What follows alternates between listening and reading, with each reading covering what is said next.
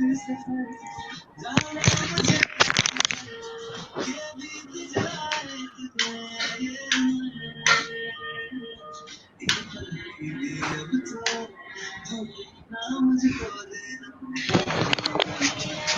2-3 viewers join करते हैं, हम स्टार्ट करते हैं। एक व्यूअर हमारे साथ ज्वाइन हो चुका है।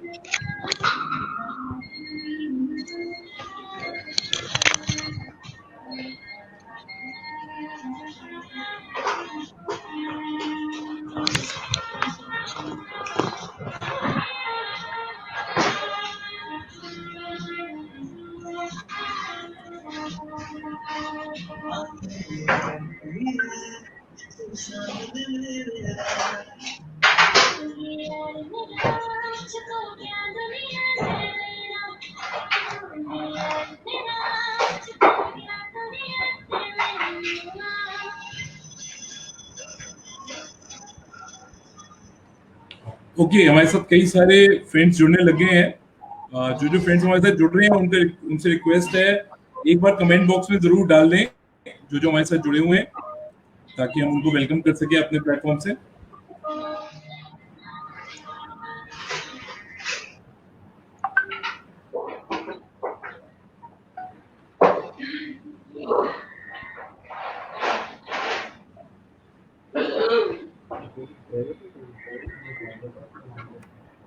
हाँ तो भाई जिंदगी जाएगी, काम कैसा चल रहा है?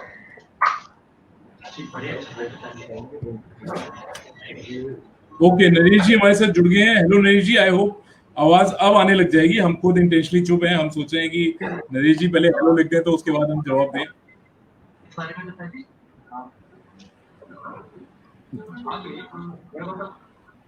आगे के बारे में क्या सोचा? ये क्या विक्रम और बेताल की तरह पहलियां बिछा रहे बात? ये हम जो सीधे शादी को 3 साल हो गए, परिवार आगे बढ़ाने के बारे में क्या?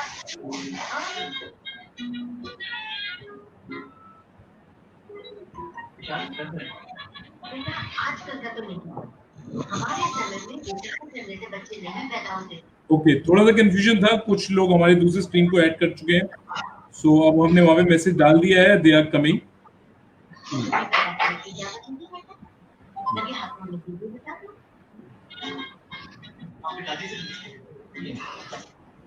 So we already have 17 people who are watching us.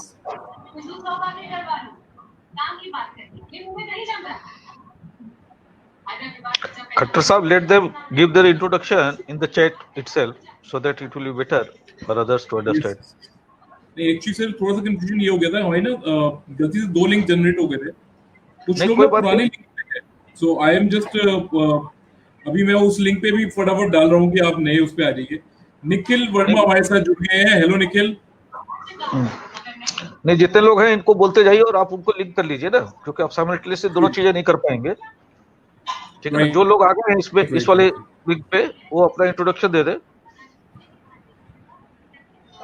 जी जी, जो भी हमारे व्यूअर्स हमारे साथ जुड़ रहे हैं उनसे रिक्वेस्ट है कि चैट बॉक्स में एक बार अपना नाम जरूर डाल दें ताकि हम उनको वेलकम कर सकें।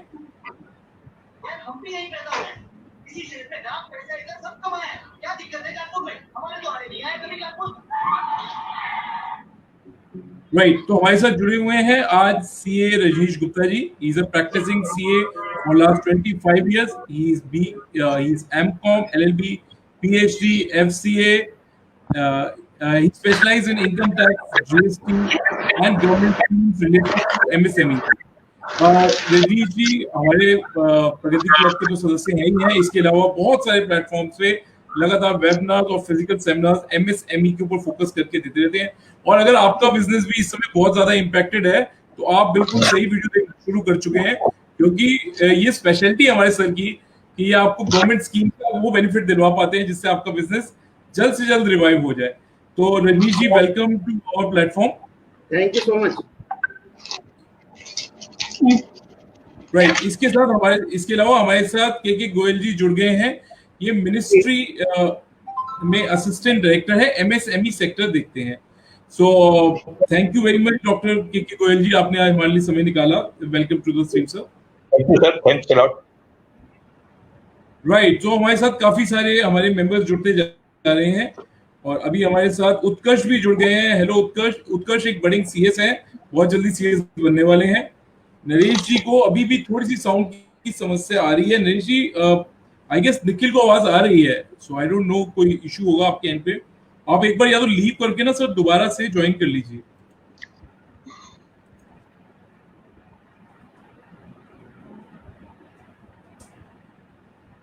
राइट, अब हमारे साथ डॉक्टर राजीव भी जुड़ चुके हैं। हेलो डॉक्टर साहब, वेलकम टू द स्ट्रीम।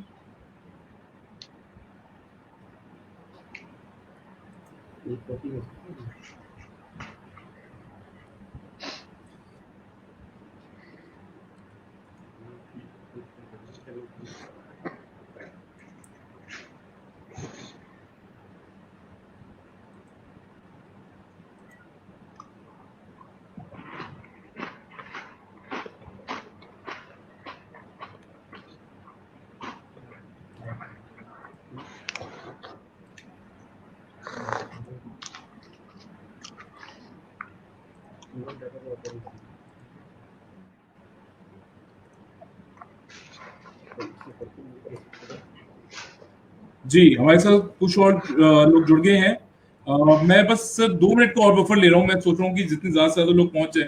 दरअसल क्या है कि अभी भी बहुत सारे लोग ना दूसरे वाले लिंक पे दिख रहे हैं, सो कॉन्टिन्यूसली हम उनसे क्लियर कर रहे हैं कि वो फटाफट आ जाए।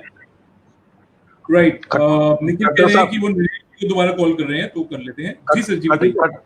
ये इस बीच में जितने लोग आ गए हैं ना, इनको बोलिए कि चैट बॉक्स में अपना इंट्रोडक्शन डाल दे, कम से कम इस टाइम का यूज हो जाएगा। ये नहीं सर, उनका एक्चुअली चैट बॉक्स में आ रहा है, लेकिन हम लोग जिस प्लेटफॉर्म से बात कर रहे हैं ना, वो चैट बॉक्स सिर्फ हमारे लिए है।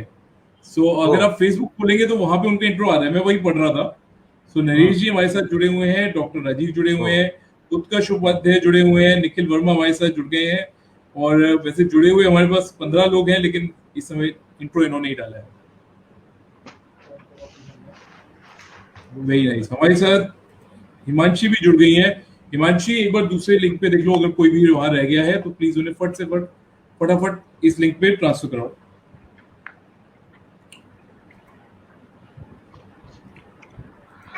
राइट, तो चलिए सर आज की बात शुरू करते हैं। सो रजनीश जी, जैसे कि हम सब जानते हैं कि इस समय कोविड चल रहा था और लगभग 2 महीने तो हम सबका बिजनेस बिल्कुल बंद रहा, कुछ इमरजेंसी सर्विसेज को छोड़ के। और इस समय बहुत बुरी हालत में ज्यादातर जो लोग दोबारा खोल भी रहे हैं, उन्हें बहुत सारी समस्याएं आ रही हैं। तो सर इसके लिए क्या है, हमें कई लोगों ने बताया कि सरकार बहुत सारी स्कीम्स ला रही है और अभी एक अच्छा पैकेज भी लेके आई है। तो सर मैं आपसे जानना चाहता हूँ कि किस तरीके से इस समय जब हमारी इकोनॉमी बिल्कुल लगभग, मैं तो यही कहूंगा कि हम जीरो से दोबारा शुरू करने वाले हैं, तो इस समय गवर्नमेंट हमें क्या क्या बेनिफिट दे सकती है जिसका हम बेनिफिट उठा पाए? अंकित जी, सबसे पहले तो मैं आपको थैंक यू करना चाहूंगा कि मुझे आपने इस प्लेटफॉर्म दिया अपने व्यू शेयर करने के लिए। और मेरे लिए बड़े सौभाग्य की बात है कि आज इस एमएसएमई के टॉपिक पे बोलते हुए मुझे के गोयल जी, डॉक्टर के गोयल जी का साथ मिल रहा है। ये मेरे लिए वाकई सौभाग्य की बात है। और उनका हमारे साथ होना, के गोयल जी का हमारे साथ होना, हमारे इस वेबिनार का जो पर्पज है वो मल्टी टाइम कर देगा। और जो हमारा बेनिफिट है, जो लोगों को बेनिफिट होने वाला है सुनने के बाद, उसमें मुझे लगता है कि उसमें मल्टी टाइम उसमें एडिशन हो जाएगा। तो पहले तो मैं अंकित खट्टर जी आपका धन्यवाद देता हूं कि आपने मुझे thank you very much sir, आप लोगों ने इतना समय निकाला, आपने भी शेयर करने के लिए। और साथ साथ मैं डॉक्टर के गोयल जी का भी बहुत बहुत धन्यवाद देता हूं कि उन्होंने जो है मेरी रिक्वेस्ट मानी और वो जो है इस लाइव वेबिनार में हमारे साथ हैं। थैंक यू गोयल साहब। Welcome sir. लास्ट मिनट पे आपने कहा है और एक्सपेक्टेशन इतनी हाई कर दी है। एनीवेज, लेट अस होप ये सबके लिए बेनिफिशियल होगा। आपका यहाँ पे होना इस वेबिनार पे हम सबको बड़ा एनकरेज कर रहा है। और सब लोग जो भी पार्टिसिपेंट हैं उनके लिए ये एक एडिशनल बेनिफिट है कि आपके व्यूज भी हमें बीच बीच में मिलते रहेंगे। अंकित जी, जैसा कि आपने कहा अभी कि भाई आपका क्वेश्चन है कि आपने इस बात से स्टार्ट किया कि जिस तरह की इकोनॉमी चल रही है उसमें क्या क्या किस तरह के बेनिफिट गवर्नमेंट दे सकती है। देखिए जी सर, अंकित जी आप ये समझेंगे कि गवर्नमेंट का पर्पस लोगों का बेनिफिट करना है। अब ये जो पैकेज है, आपने कहा कि इकोनॉमी डाउन हो रही है, अगर बिजनेस रिवाइव हो जाएगा, इंडस्ट्री रिवाइव हो जाएंगी तो हमारी इकोनॉमी भी अपलिफ्ट हो जाएगी। तो गवर्नमेंट का मेन पर्पज ये है कि किसी भी तरह से इंडस्ट्री को जो पटरी से हट गई है, हमारी इकोनॉमिक ग्रोथ जो डाउन होने के जो चांसेस हैं वो दोबारा रिवाइव हो जाए और जो हमारा जीडीपी है वो बढ़े और हमारे देश की तरक्की हो। ये गवर्नमेंट का बेसिक पर्पज है। हम सारी चीजों को समझने से पहले हमें ये समझना पड़ेगा कि एमएसएमई का इंडियन इकोनॉमी में क्या योगदान है। हम क्यों एमएसएमई की बात कर रहे हैं, गवर्नमेंट क्यों वरीड है, गवर्नमेंट क्यों चाहती है, जैसे आपने बहुत ज्यादा चल रहा है और आपने देखा भी होगा कि 20 लाख करोड़ का पैकेज दिया है गवर्नमेंट ने एमएसएमई को रिवाइव करने के लिए, तो क्या जरूरत है इसकी। तो अंकित जी, सबसे पहले मैं बताना चाहूंगा कि कुछ आंकड़े ऐसे हैं जो हमें सबको ध्यान रखने चाहिए। जैसे टोटल एम्प्लॉयमेंट का 45 इंडस्ट्रियल एम्प्लॉयमेंट का 45% एम्प्लॉयमेंट एमएसएमई ही देती है। टोटल जितनी भी हमारी 45% टोटल इंडस्ट्री में 95% इंडस्ट्री जो एमएसएमई है। क्या आप समझ सकते हैं? 6,000 तरह के प्रोडक्ट से ज्यादा जो प्रोडक्ट है, 6,000 से ज्यादा प्रोडक्ट जो है एमएसएमई सेक्टर बना रहा है। तो आप इस तरह से समझ सकते हैं कि कितना इंपॉर्टेंट है हमारे देश के लिए एमएसएमई सेक्टर। टोटल एक्सपोर्ट का 50% एक्सपोर्ट जो एमएसएमई सेक्टर कर रहा है। ये कुछ ये डाटा हमें ऑटोमेटिकली हमें कंपाइल करता है समझने के लिए, इंड्यूस करता है समझने के लिए कि एमएसएमई की हमारे भारत जैसे कंट्री में क्या इंपॉर्टेंस है। तो हम इन डाटा को अगर देखें तो हमें लगेगा कि अगर हम किसी तरह से एमएसएमई को अपग्रेड कर पाए तो शायद जो हमारी डेवलपमेंट, जो हमारी ग्रोथ रेट पटरी से थोड़ी उतर गई है कोविड की वजह से, अनफॉर्चुनेट एक सिचुएशन है, वो दोबारा ठीक हो सकती है। और गवर्नमेंट ने इसी को ध्यान में रखते हुए काफी पैकेज की कोशिश की है और उन्हें रिवाइव करने की कोशिश की है। जी अच्छा सर, एक जो बार बार क्वेश्चन आ रहा है, कई लोग ना बार बार मेरे से कंफ्यूज होके पूछते हैं कि सर पहले तो मैं एमएसएमई में आ नहीं रहा था, लेकिन अब मेरा सीए कह रहा है कि आप भी रजिस्टर करा लो। तो ये जो डेफिनेशन चेंज हुई है, एक बार इसके बारे में हमारे सारे व्यूअर्स को बताएं सर। बिल्कुल, ये बहुत अच्छा क्वेश्चन आपने अंकित जी किया है कि देखिए ऐसा है कि 2006 में एक एमएसएमई एक्ट बना था, एमएसएमई डेवलपमेंट एक्ट बना था, और जो उस टाइम डेफिनेशन थी जी, वो डेफिनेशन हमारी एक इन्वेस्टमेंट बेस्ड डेफिनेशन थी, यानी कि उसको टर्नओवर के बेस पे डिफाइन नहीं किया गया था कि हम एमएसएमई क्या होगा। एमएसएमई अगर मैं प्रैक्टिकल लैंग्वेज में बात करूं तो है क्या? माइक्रो, स्मॉल और मीडियम इंडस्ट्री। जी, मतलब जो हम अगर हिंदी की बात करें तो माइक्रो, स्मॉल और जो है ये मीडियम इंडस्ट्री है, जिसे हम कहते हैं सूक्ष्म, लघु या मध्यम उद्योग। देखिए ज्यादातर जो जरूरत है फंड की, ज्यादातर जो पैकेज की जरूरत है वो इसी इंडस्ट्री को है। तो अब क्या हम कैसे डिफाइन करें कि माइक्रो, मीडियम या स्मॉल इंडस्ट्री है? तो एमएसएमई डेवलपमेंट एक्ट 2006 में एक डेफिनेशन दी गई कि अगर हम उस डेफिनेशन में तीनों का मतलब बताया गया कि ये माइक्रो इंडस्ट्री कराई जाएगी, ये हमारी स्मॉल इंडस्ट्री या ये एंटरप्राइज होगी और ये हमारी मीडियम एंटरप्राइज होगी। उसी डेफिनेशन पे बार बार 2006 में बनाई थी वो डेफिनेशन, आज लगभग 14 साल हो गए उस डेफिनेशन को बने हुए। उसमें बार बार रिक्वायरमेंट होती रही कि उसमें चेंज होना चाहिए, और ये अब जाके गवर्नमेंट ने उसमें चेंज किया। तो मैं तो इस चेंज का वेलकम करता हूँ, क्योंकि पहले जो ये डेफिनेशन थी ये केवल इन्वेस्टमेंट बेस्ड थी। अब और जब इन्वेस्टमेंट बेस्ड थी, साथ साथ जो मैन्युफैक्चरिंग और सर्विस सेक्टर था उसमें भी इन्वेस्टमेंट की जो थी वो डिफरेंट थी। अब जाके गवर्नमेंट ने कुछ ऐसा चेंज किया है कि दोनों को एक ही प्लेटफॉर्म पे रखा है। अंकित जी, एक बात बताने, एक मिसकंसेप्शन है लोगों के बीच में। पहले मैं आपको, जैसे मैं देख रहा हूँ जब से ये पैकेज आया है, तो एक बड़ा कंफ्यूजन लोगों के बीच में है कि जो लोग ट्रेडर हैं, बिजनेसमैन हैं, वो भी ये कहते हैं कि मेरा रजिस्ट्रेशन करा दो। देखिए एमएसएमई जो है वो केवल मैन्युफैक्चरिंग, दो सेक्टरों को इंक्लूड करती है, एक तो मैन्युफैक्चरिंग को और एक सर्विस सेक्टर।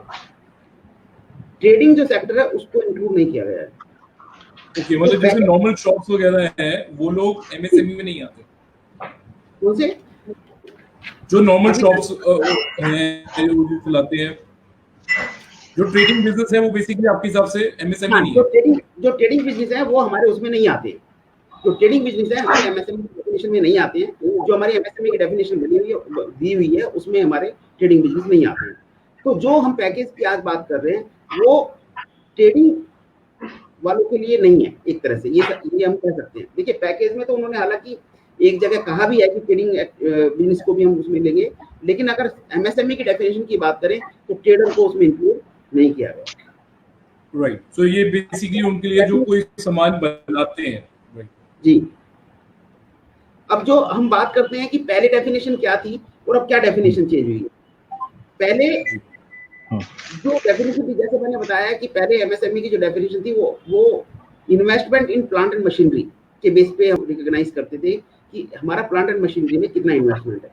तो यदि हमारा इन्वेस्टमेंट प्लांट एंड मशीनरी में मैन्युफैक्चरिंग यूनिट के लिए, मैन्युफैक्चरिंग एंटरप्राइज के लिए, अगर माइक्रो के लिए 25 लाख था, कि अगर आपका प्लांट एंड मशीनरी में इन्वेस्टमेंट 25 लाख से कम है तो आपको माइक्रो माना जाएगा। यदि वो 5 करोड़ से कम है, यानी कि 25 लाख से ऊपर और 5 करोड़ से नीचे, तो उसको स्मॉल माना जाएगा। और यदि वो 10 करोड़ से नीचे और 5 करोड़ से ऊपर है तो मीडियम एंटरप्राइज में आता है।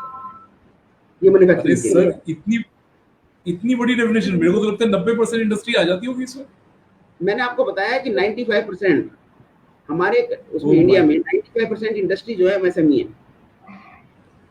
और जो सर्विस एंटरप्राइज है जी जी, मैं सर ये सोच रहा था कि शायद 10 करोड़ वाला तो मतलब बिग इंडस्ट्री में आता होगा, उसको कहाँ कोई पैकेज देगा, बट आपने तो मेरा कंसेप्ट ही बदल दिया। ये तो मैं बात कर रहा हूँ पुरानी डेफिनेशन की। अभी आप नई डेफिनेशन देखेंगे तो आप सरप्राइज हो जाएंगे।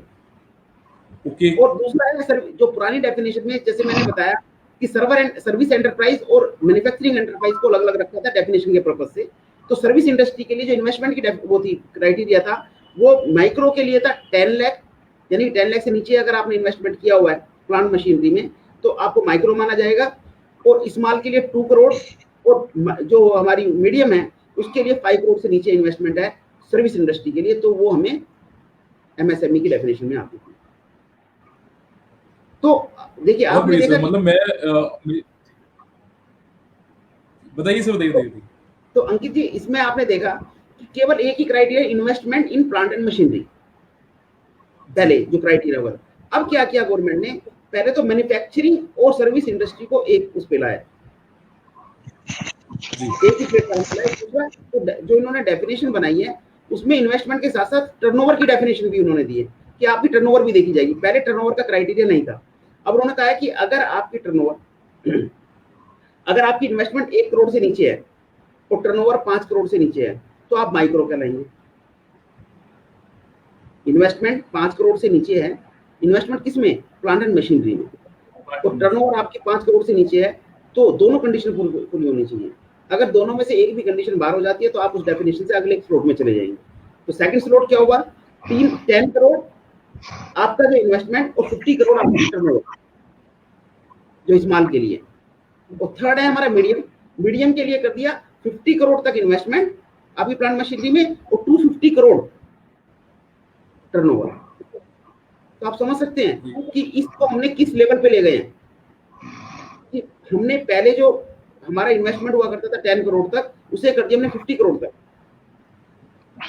अगर इसे दूसरी से देखें इस डेफिनेशन को, जो नई डेफिनेशन है उसमें इन्वेस्टमेंट की क्या कैटेगरी हुई, जैसे मैंने आपको बताया 1 करोड़ इन्वेस्टमेंट, फिर सेकंड 10 करोड़ इन्वेस्टमेंट, तीसरा 50 करोड़, यानी कि माइक्रो के लिए 1 करोड़ इन्वेस्टमेंट प्लांट में, स्मॉल के लिए 10 करोड़ और जो मीडियम है उसके लिए 50 करोड़। टर्नओवर की बात करूं तो इसका 5 गुना, टर्नओवर का इन्वेस्टमेंट का 5 गुना कर लीजिएगा तो टर्नओवर आ जाएगा। टर्नओवर क्या है माइक्रो के लिए, उसमें इन्वेस्टमेंट है 1 करोड़ तो टर्नओवर है 5 करोड़। स्मॉल के लिए अगर इन्वेस्टमेंट है 10 करोड़ तो टर्नओवर है 50 करोड़। और यदि मीडियम की बात करें तो 50 करोड़ इन्वेस्टमेंट है तो 250 करोड़ टर्नओवर की बात कर रहे हैं। तो कितना बड़ा हमारे लिए ये अच्छा, मतलब मैं कहूंगा ये डेफिनेशन ने कितने लोगों को कवर कर दिया इस चीज से। बिल्कुल सर, मतलब जैसे आपने कहा, मैं जनरली यही सोच रहा था कि जो छोटे उद्योग है उनको तो सरकार बचा लेगी, लेकिन हाँ। जिस बेचारे का उद्योग थोड़ा बड़ा है और उसके पास इतने सारे लोग हैं, सबको तनख्वाह देनी है, उनको सरकार कह रही है अपने आप करो। लेकिन अभी मेरा बिल्कुल मिथ टूट गया था जब मेरे को पता लगा कि लगभग 95% कंपनियां आज इस दायरे में आ जाती हैं, तो मतलब जी। गवर्नमेंट लगभग सभी को पैकेज देना चाहती है, किसी के साथ हाँ, नाइंसाफी बिल्कुल। नहीं है। गवर्नमेंट लगभग यही कोशिश जी। कर रही है। और मैं आपको बता दूं अंकित जी, अगर ये तो अभी आप एमएसएमई की बात कर रहे हैं, गवर्नमेंट ने इनकम टैक्स जी। पे काफी लास्ट ईयर बजट में भी आपने देखा होगा जो टैक्स रेट है वो बहुत कम कर दिया। अगर उनको जहाँ पे 15% तक भी कर दिया है गवर्नमेंट ने टैक्स रेट मैन्युफैक्चरिंग पे 15% इनकम टैक्स कर दिया है, तो वो अभी हम अगर देखेंगे तो ज्यादातर वो जो इंडस्ट्री वही है जो एमएसएमई में आएंगी। जी। ठीक है। तो अब क्वेश्चन ये आता है इसमें कुछ लोगों के, जैसे मेरे पास प्रैक्टिकल क्वेश्चंस आते रहते हैं, कुछ लोगों को बड़ा इसमें मिसकंसेप्शन है। जैसे अब एक क्वेश्चन है कि प्लांट एंड मशीनरी में, जैसे हम बात कर रहे हैं कि प्लांट एंड मशीनरी में कौन सी वैल्यू ली जाएगी, डेप्रिशिएटेड वैल्यू जाएगी, कौन सी वैल्यू ली जाएगी। तो दोस्त ये जो हम इन्वेस्टमेंट की बात कर रहे हैं ये ओरिजिनल कॉस्ट की बात कर रहे हैं, यानी कि हमने प्लांट मशीनरी में जो इन्वेस्ट किया, यानी कि जब हमने परचेज किया, जो इन्वेस्ट किया होगा उस अमाउंट को हमें देखें। अगर मान लो 4 साल बाद उसकी वैल्यू कम हो गई है, डेप्रिशिएट वैल्यू कम हो गई है, तो हमें इन्वेस्टमेंट हमें जो ओरिजिनल कॉस्ट है उसी को मानना पड़ेगा, पहली चीज। दूसरी बात, प्लांट एंड मशीनरी का मतलब क्या है अंकित जी, ये बड़े कंफ्यूजन का सब्जेक्ट है। प्लांट एंड मशीनरी की डेफिनेशन लोग बागों को बैलेंस शीट कितनी बार ऐसे मेरे सामने प्रैक्टिकल थे, मैं उस पर बैठता हूँ, अपने ऑफिस में बैठता हूँ, तो जब से कोविड का और उससे पहले भी जब भी एमएसएमई की बात होती है कि जी मेरा एमएसएमई में रजिस्ट्रेशन करा दो, तो उन्हें इस बात से कोई मतलब नहीं कि उन्हें मिसकंसेप्शन क्या है कि मैं ट्रेडर हूँ तो भी हो सकता है। प्लांट मशीनरी की बात करते हैं तो अगर प्लांट मशीनरी वो कॉस्ट क्या, वो कहते हैं आज की डेट में तो मेरी बैलेंस शीट में तो आ रही है सपोज 2 करोड़ रुपए, और जब मैंने परचेज किया था 10 साल पहले जब और कुछ थी, तो हमें ओरिजिनल कॉस्ट को देखना है यहाँ पे। ऐसी एक अभी जैसे आपने देखा कि जो ये नई डेफिनेशन है कब से एप्लीकेबल है, ये एप्लीकेबल है 1 जुलाई से, जो भी आने वाला है। 30 जून तक पुरानी डेफिनेशन ही रहेगी। ये आप इंपोर्टेंट आपको समझने वाली बात है कि आज की डेट में जो डेफिनेशन है वो ओल्ड डेफिनेशन ही काम करेगी, 1 जुलाई से नई डेफिनेशन एप्लीकेबल हो जाएगी। तीसरी बात ये जो टर्नओवर की मैंने बात की है, एक देखिए कुछ चीजें ऐसी है जो अभी आजकल गवर्नमेंट नोटिफिकेशन या गवर्नमेंट जो की इंटेंशन है उससे पता लग जाती है। तो मेरे एक्सपीरियंस के बेस पे जो मैंने काम किया हुआ है, मैं कुछ चीजें ऐसी बताऊंगा जो कहीं क्लियर कट जिसकी गाइडलाइन नहीं है, लेकिन एक्सपीरियंस के बेस पे, मिनिस्ट्री से बात करने के बेस पे या और लोग उसके बारे में मेरे मतलब उसको ध्यान में रखते हुए मैंने अपनी उसमें एक्सप्लेनेशन ऐड कर रहा हूँ अपनी वेबिनार में। तो वो भी मुझे लगता है कि आपको उनसे बेनिफिट होगा। अब जैसे मैं टर्नओवर की बात कर रहा हूँ, तो टर्नओवर में एक्सपोर्ट टर्नओवर नहीं लेना है हमें Ankit ji. Sir I am audible? हाँ हाँ बिल्कुल सही आवाज आ रही है। आप हाँ आ रही है सर, मुझे तो आ रही है। चलो थैंक यू सर। तो इसलिए हमें जब हम डेफिनेशन की बात कर रहे हैं और उसमें टर्नओवर की बात कर रहे हैं, तो हमें देखना पड़ेगा एक्सपोर्ट के टर्नओवर को हम इसमें इंक्लूड नहीं करेंगे। तो ये था कुछ डेफिनेशन से रिलेटेड। ऐसे ही प्लांट एंड मशीनरी की जो बात कर रहे हैं अंकित जी, उसमें प्लांट एंड मशीनरी की एक स्पेसिफिक डेफिनेशन दी हुई है एक्ट में, और उसमें लिखा हुआ है कि ये चीजें प्लांट एंड मशीनरी में ऐड होंगी। क्योंकि मैंने देखा है कि इनकम टैक्स में प्लांट एंड मशीनरी का डेफिनेशन कुछ और है, और जो एमएसएमई एक्ट जो बना हुआ है उसमें प्लांट एंड मशीनरी का डेफिनेशन कुछ और हो सकता है। तो हमें एमएसएमई एक्ट में जो डेफिनेशन है हमें केवल उसको ध्यान देना है। मैं आपको एक वैसे ही सरसरी तौर पे बता देता हूँ, एक वैसे तो हम ज्यादा डेप्थ में नहीं जा रहे, लेकिन फिर भी मैंने सोचा कि मेरे को यहाँ पे ये बताना जरूरी है कि हम प्लांट एंड मशीनरी की कॉस्ट में क्या क्या इंक्लूड करना चाहिए जो डेफिनेशन के हिसाब से है। तो उसमें लिखा हुआ है कि टूल, जिग, डाइस भी हम उसमें इंक्लूड करेंगे, यानी कि प्लांट एंड मशीनरी तो इंक्लूड करेंगे, साथ में जो टूल, जिग, डाइस, मॉड्यूल्स वगैरह हैं उसको भी हम इसमें इंक्लूड करेंगे। प्लांट एंड मशीनरी की अगर इंस्टॉलेशन कराइए तो उसकी कॉस्टिंग भी आती है, वो भी हमारी इन्वेस्टमेंट में आएगी। अगर हमने कोई पावर जनरेशन के लिए कोई इक्विपमेंट लगाए हैं, जैसे ट्रांसफार्मर वगैरह लगाते हैं मशीनरी को चलाने के लिए, तो वो भी इसमें इंक्लूड होंगे। ऐसे करके काफी सारी चीजें हैं जिसको हमें ये पता रहेगा कि हम ये प्लांट एंड मशीनरी की डेफिनेशन में आते हैं। जबकि इनकम टैक्स में अगर आप देखेंगे तो इनकम टैक्स में प्लांट एंड मशीनरी की डेफिनेशन अलग है। तो इसलिए इस बात में कितनी बार क्या होता है, जब हम बैलेंस शीट बनाते हैं तो बैलेंस शीट में तो वहाँ पे इनकम टैक्स के हिसाब से बनाई होती है, तो उसमें हम सेग्रीगेट नहीं कर पाते कि क्या इन्वेस्टमेंट हमारा एमएसएमई के हिसाब से बन रहा है नहीं बन रहा। तो हमें यहाँ पे इस बात को ध्यान देने वाली बात है कि जब रजिस्ट्रेशन कराएं तो इस बात का ध्यान रखें। ये हुई डेफिनेशन के। मुझे लगता है डेफिनेशन के बारे में अगर कोई हमारे व्यूअर हैं या आपको कोई और कंफ्यूजन है तो हम बात कर सकते हैं उस बारे में।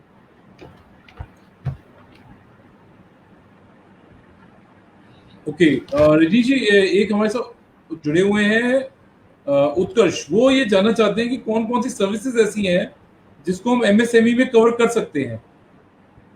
कौन कौन सी सर्विसेज हैं जो एमएसएमई में काउंट होती है, सर्विस सेक्टर में कौन कौन सी सर्विसेज है?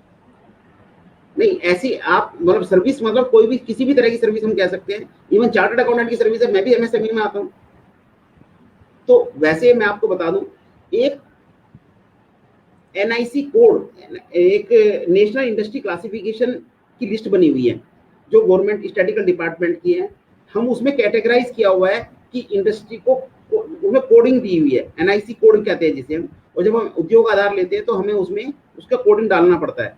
तो हमें अगर सारी उसमें लिस्ट देखनी है तो हम उस पर जाके देख सकते हैं कि कौन कौन सी इंडस्ट्री का कोड क्या है, और सर्विस इंडस्ट्री का कोड भी वहाँ पे दिया हुआ है।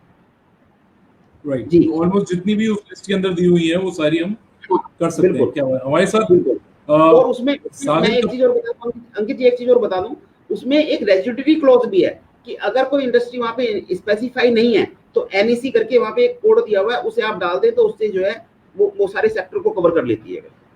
जी राइट, तो अभी हमारे साथ काफी सारे नए मेंबर्स जुड़ गए हैं, एक बार हम फटाफट उनको भी वेलकम कर देते हैं। मयंक गोयल जो खुद सी हैं सर, वो भी जुड़ गए हैं हमारे साथ।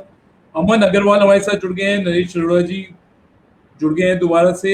सीएस की भी बहुत अच्छे खासे आपकी फैन फॉलोइंग है सर, जुड़ी जा रही है। तो मनमोहन जी जुड़ गए हैं। पुलकित वत्स हमारे साथ जुड़ गए हैं। सागर कपूर भी सीएस है, वो भी हमारे साथ जुड़ गए हैं। निखिल वर्मा भी जुड़ गए हैं। और निखिल एक क्वेश्चन भी पूछ रहे हैं कि डिजाइनिंग और एनिमेशन की जो फील्ड है, क्या इसको एमएसएमई में कंसीडर किया जाता है सर? हाँ बिल्कुल किया जाता है। डिजाइनिंग क्या, डिजाइनिंग क्या क्या डिजाइनिंग क्या, आप फिल्म की बात कर रहे हैं? Animation software. सॉफ्टवेयर, हाँ बिल्कुल, सॉफ्टवेयर को हमने जी। बिल्कुल स्पेसिफिकली डिजाइन किया। मैंने आपको बताया कि अगर आपको स्पेसिफिकली देखना, देखिए सारी लिस्ट मेरे पास नहीं है, लेकिन अगर आपको ये देखना है कि क्या कोई पर्टिकुलर चीज हमारी इंडस्ट्री में एनआईसी, उसका एनआईसी कोड मिला हुआ है नहीं मिला हुआ, तो आप एनआईसी की एक लिस्ट दी हुई है, उस पर जाइएगा, उसमें अपनी इंडस्ट्री का कोड देख लीजिएगा, तो वो हमारा इंक्लूड हो जाएगा। राइट, एक नरेश अरोड़ा जी है, वो पूरे फार्मा कंपनीज को इंक्लूड किया जाता है। फार्मा कंपनीज को इंक्लूड किया जाता है वहाँ पे जो इन्होंने एमएसएमई की डेफिनेशन दी है, उसमें जो डेफिनेशन है वो डेफिनेशन इन्वेस्टमेंट और टर्नओवर बेस्ड है। राइट, है ना, यानी कि अगर कोई भी इंडस्ट्री किसी भी तरह का प्रोडक्ट बना रहे हैं और वो इन्वेस्टमेंट और जो टर्नओवर बेस्ड जो आपकी डेफिनेशन, अगर उसमें फॉलो कर रहे हैं तो आप एमएसएमई हैं, अगर नहीं कर रहे तो नहीं है। Right. So I hope Naresh ji आप समझ रहे हैं कि अगर आप उसके अंदर फॉल कर रहे हैं, विद इन दी लिमिट है, जो कि अब तो खैर 95% कंपनियां उसमें आ ही रही है, तो आपको एमएसएमई गिना जाएगा। इन अदर केस हम एमएसएमई कंसिडर नहीं कर पाएंगे। और एक और चीज है जो मैं अभी सर से सीखा हूँ और आपके साथ अपडेट कर रहा हूँ कि नरेश जी, अगर ये फार्मा कंपनी सिर्फ ट्रेडिंग कर रही है तो फिर वो एमएसएमई नहीं गिनी जाएगी। अगर वो इंडस्ट्री है, प्रोड्यूस करती है, ब्रांडिंग करती है, या इस तरह की कोई एक्टिविटी है, तो ही आप उसको एमएसएमई गिन पाएंगे। सो थैंक यू सर। अच्छा, इसके अलावा सर अब ये तो होगी बात कि ये एमएसएमई इस तरीके से गवर्नमेंट हमें क्या क्या बेनिफिट दे रही है सर, अगर हम इनका ये जो ई आधार है इसको हम लेते हैं तो? देखिए ऐसा है अंकित जी, जैसे आपने क्वेश्चन किया कि एमएसएमई के लिए क्या क्या बेनिफिट हैं, तो बेनिफिट के लिए जो टाइम लिमिट है उसमें वो इतना सफिशिएंट नहीं है कि हम उस सारे बेनिफिट के बारे में डिस्कशन कर सकें।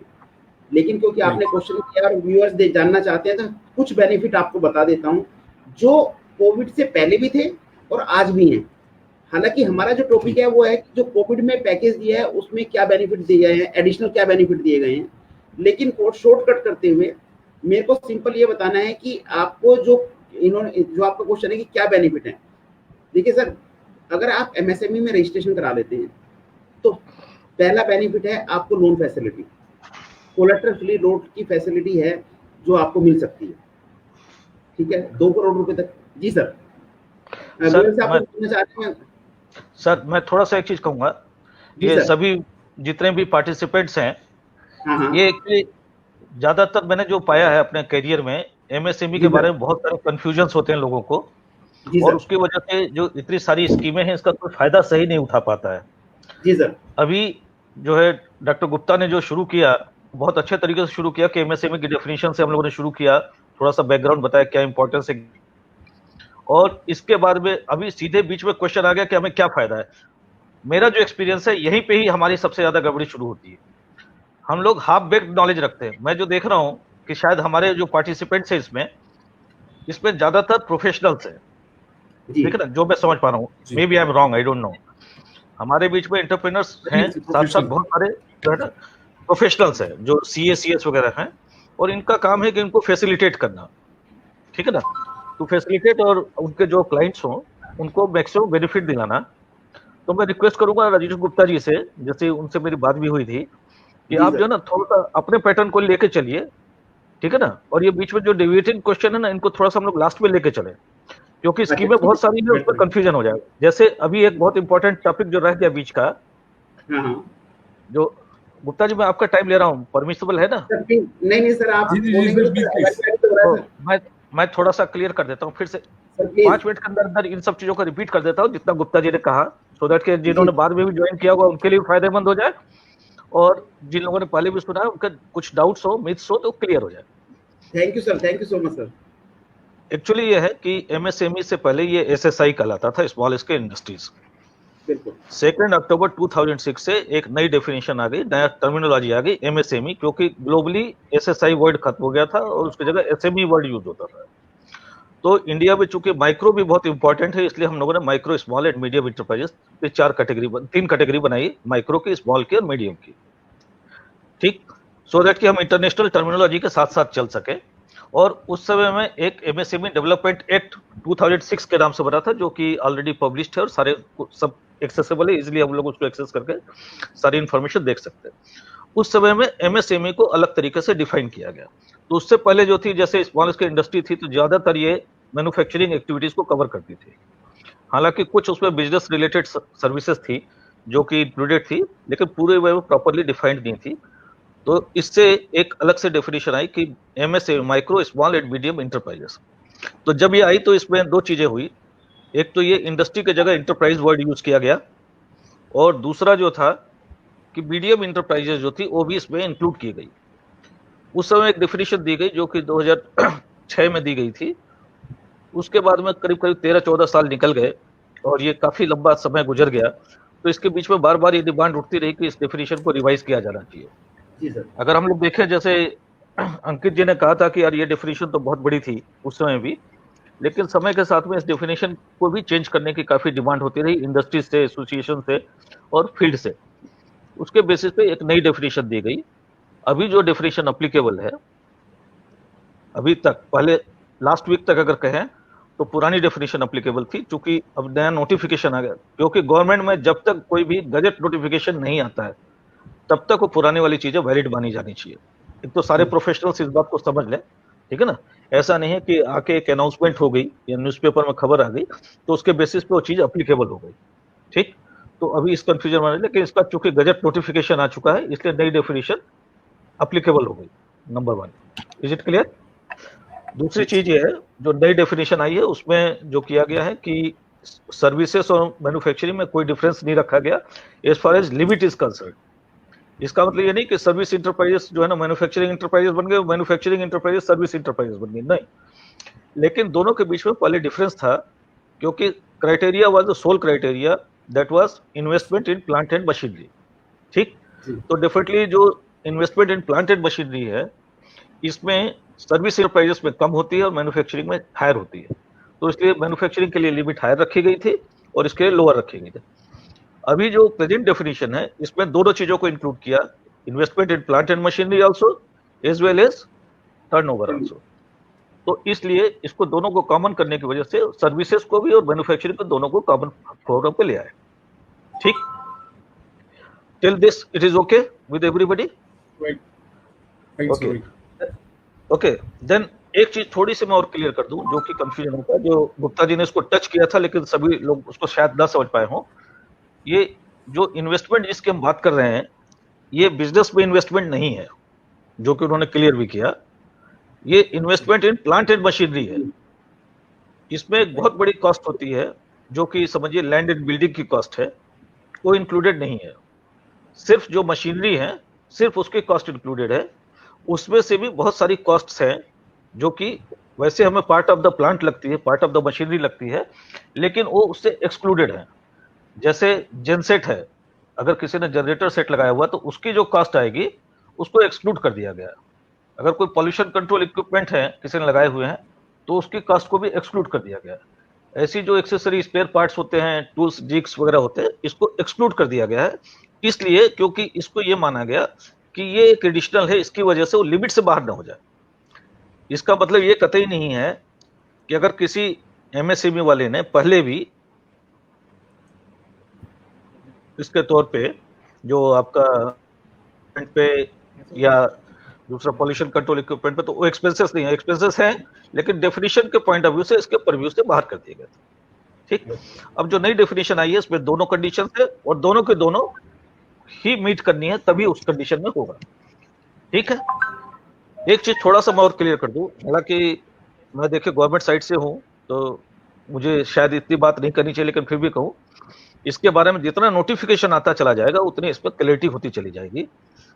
बहुत सारी चीजें वार फुटिंग पे चल रही है पीछे से, जिसको कर रहे हैं क्योंकि उसमें सारे लोगों का जितने स्टेक होल्डर्स होते हैं इसमें, जिसमें बैंक्स भी होते हैं, दूसरे डिपार्टमेंट भी होती है, दूसरी मिनिस्ट्रीज भी होती हैं, इंडस्ट्रियल एसोसिएशंस भी होते हैं, लार्ज स्केल इंडस्ट्रीज भी होते हैं, पब्लिक सेक्टर अंडरटेकिंग्स भी होते हैं, तो बहुत सारे लोगों का एक ग्रुप बना हुआ होता है। वो ग्रुप इसके ऊपर डिसीजंस लेते हैं और उन सब चीजों के बेसिस पे इसके सब क्लाजेस वगैरह बनते हैं, उससे चीजें और ज्यादा क्लियर होती चली जाएगी। तो यहाँ तक की बात तो मेरे ख्याल से सबको शायद क्लियर हो गई।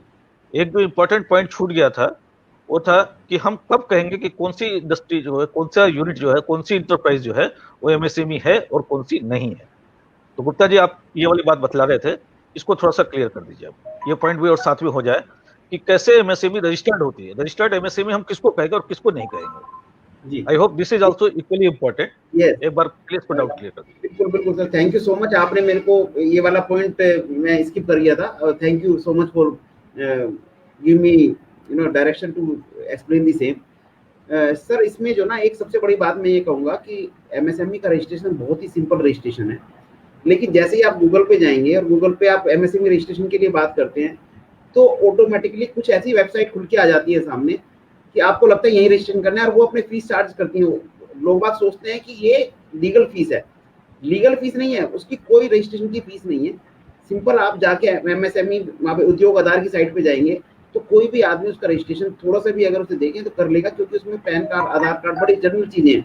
एनआईसी कोड क्लासिफिकेशन के लिए मैंने बता दिया, एक लिस्ट दी हुई है, उसमें देख के आप नंबर डाल सकते हैं और वो आपको ऑनलाइन रजिस्ट्रेशन हो जाता है। हमारे बीच में मैंने कितनी बार ऐसा देखा है कि बहुत सारे लोग जो हैं ये इस तरह की फेक वो बनाई हुई है, उन्होंने वेबसाइट्स बनाई हुई हैं। जब आप देखते हैं तो वो वेबसाइट वहाँ पे आ जाती है और वहाँ पे रजिस्ट्रेशन करके उनके अमाउंट चार्ज कर लेते हैं, काफी हैवी अमाउंट चार्ज करते हैं। तो एमएसएमई रजिस्टर्ड क्या है कि अगर आपने उद्योग आधार वाली साइट पे जाके वहाँ पे रजिस्ट्रेशन करा लिया तो वहाँ से आपको एक रजिस्ट्रेशन सर्टिफिकेट मिल जाएगा और आपको रजिस्टर्ड एमएसएमई आप हो जाएंगे। गोल साहब मैं ठीक बात कह पाया हूँ? हाँ बिल्कुल सही कह रहे हैं, मैंने माइक म्यूट कर रखा था, सॉरी। हाँ जी सर, बिल्कुल सही कह रहे हैं। ये जो मतलब डॉक्टर गुप्ता जो कहना चाह रहे हैं, मैं फिर से रिपीट कर देता हूँ। ये जो एमएसएमई का रजिस्ट्रेशन है ये उद्योग आधार रजिस्ट्रेशन कहलाता है। ये बिल्कुल फ्री ऑफ कॉस्ट है, ऑनलाइन कोई भी आदमी जाके अपना उद्योग आधार बना सकता है। इसके लिए कोई भी फीस अप्लीकेबल नहीं है, कोई भी डॉक्यूमेंट्स अपलोड करने की जरूरत नहीं है, सारी की सारी चीजें सेल्फ डिक्लेरेशन बेसिस पे होती है। फिर भी जो गुप्ता जी कह रहे हैं, अगर मान लीजिए हम गूगल सर्च करके एमएसएमई रजिस्ट्रेशन वर्ड टाइप करें उसमें, तो जो गूगल सर्च से जो साइटें आती हैं उसमें शुरू की जो 5-7 साइटें होती हैं, ये सारी की सारी पेड एडवर्टाइजमेंट वाली साइट्स होती हैं जो कि प्राइवेट साइट्स हैं, और वो बिल्कुल उसी टाइप का दिखाने की कोशिश करती हैं कि भाई वो बिल्कुल ऑथराइज है, जबकि किसी को ऐसा स्पेशली ऑथराइज नहीं किया गया है। वो कई बार अपने जो उद्यमी भाई हैं, जो एंटरप्रेन्योर्स हैं, उनसे पैसे भी लेते हैं, सारी चीजें करते हैं और अल्टीमेटली हमारी साइट पे जाके उनके बिहाफ पे रजिस्ट्रेशन करा देते हैं। इसके 2 नुकसान होते हैं जो मैं मान के चलता हूँ। पहला नुकसान तो यह है कि आपके पैसे लग गए जो कि नहीं लगने चाहिए। दूसरा नुकसान यह है कि आपकी जो प्राइवेट इंफॉर्मेशन है, यस, जैसे आपके आधार नंबर की डिटेल हो गई, दूसरी डिटेल्स हो गई, ये सारी की सारी डिटेल्स एक थर्ड पर्सन को आप दे देते हैं, जो कि उसका कहीं पे भी चाहे तो मिसयूज वगैरह ना हो जाए। तो ये एक ये वायलेशन होता है। तो मैं ये चाहूंगा कि हमारे जितने प्रोफेशनल्स हैं ये और जो एंटरप्रेन्योर्स हैं ये इस चीज को इंश्योर करें कि उनके साथ में इस टाइप की कोई सी बात ना हो। इसके सिवाय एक चीज और भी है, कई बार ये होता है कि जो एंटरप्रेन्योर्स होते हैं उन्हें ये लगता है कि अगर मान लो मैं बनाऊंगा तो गलत हो जाएगा, जबकि ऐसा कुछ नहीं है, इसमें सारा का सारा हेल्पिंग है। आपको अपना आधार नंबर डालना है, अपना नाम डालना है, उससे आपके OTP पे आ जाएगा, जिससे वेरिफिकेशन हो जाएगा कि आगे की जो इन्फॉर्मेशन भरनी है वो या तो आप खुद भर रहे हैं या आपके कंसेंट से कोई दूसरा पर्सन भर रहा है। ठीक है, इसके बारे में बहुत सिंपल सी चीज है कि आपका क्या एड्रेस है, क्या फर्म का नाम है, पैन कार्ड नंबर क्या है, कितने आदमी आपके काम करते हैं, वगैरह वगैरह। बहुत सारे जो प्रोफेशनल हमारे साथ जुड़े हुए हैं वो कह रहे हैं गोयल साहब हमारी प्रैक्टिस को क्यों डाउन कर रहे हैं? नहीं, प्रैक्टिस करिए, आप उनको एजुकेट करके कीजिए।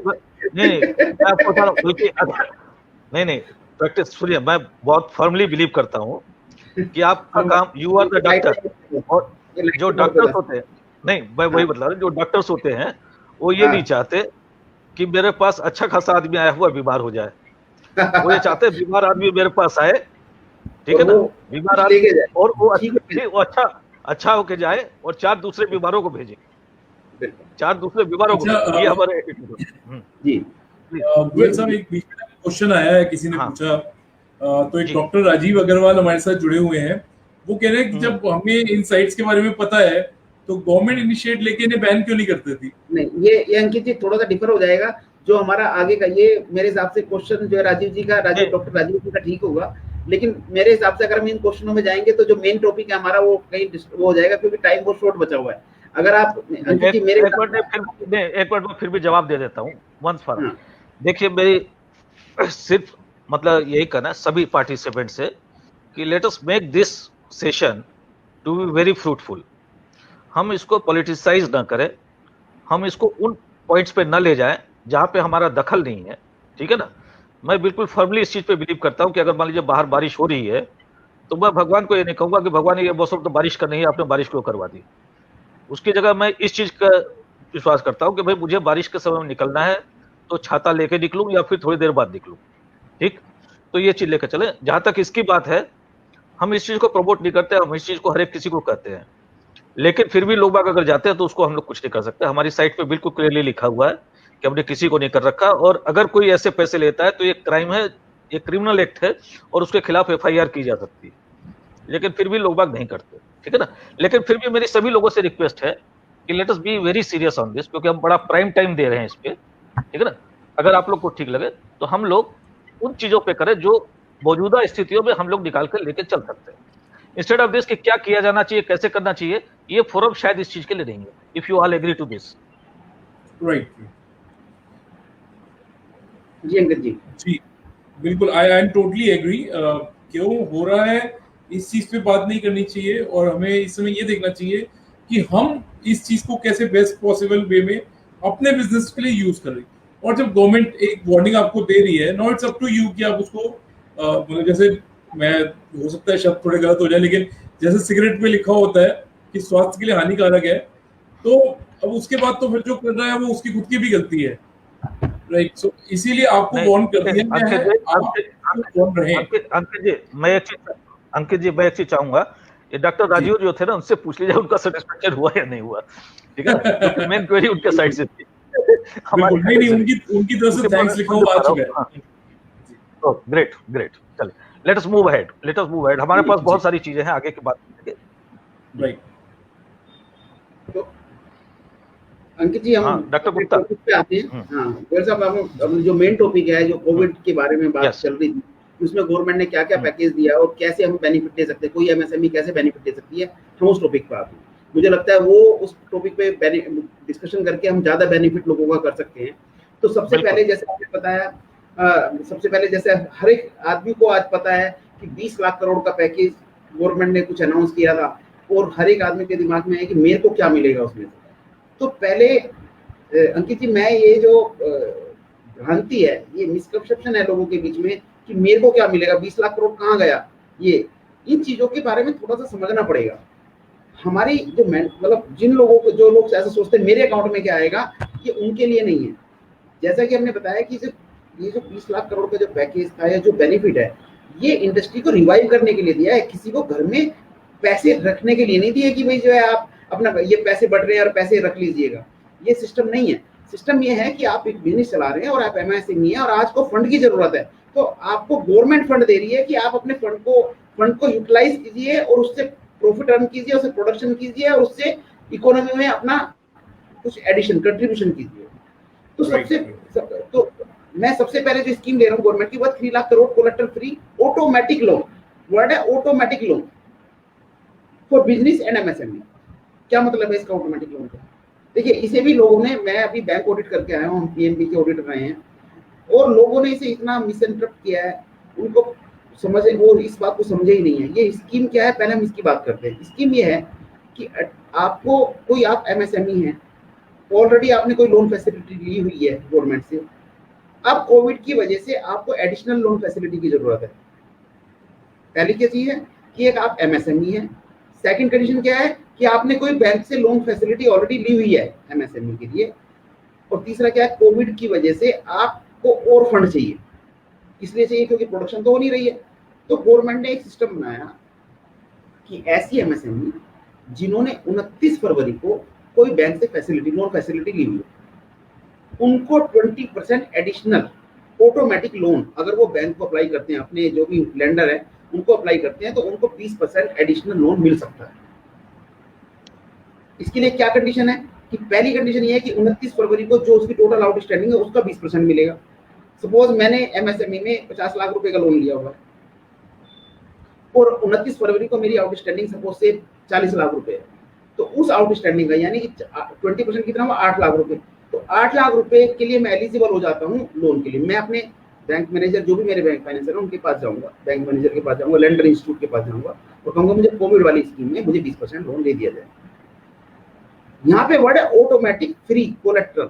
मतलब क्या हुआ, इस 8 लाख के लिए ना तो मुझे कोई कोलेट्रल देनी है, ना मुझे कोई प्रोसेसिंग फीस देनी है, ठीक है, ना मुझे कोई एडिशनल गारंटी देनी है। तो 20% का मुझे बेनिफिट इसमें मिल सकता है। मैं इससे फंड लेके मैं अपने बिजनेस को चला सकता हूँ। इसका मतलब ये है। लेकिन इसके लिए पहली कंडीशन ये होनी चाहिए कि 29 जो फरवरी है उस डेट को आपने वो लिया हुआ है, उस दिन वो लोन एनपीए नहीं होना चाहिए आपको।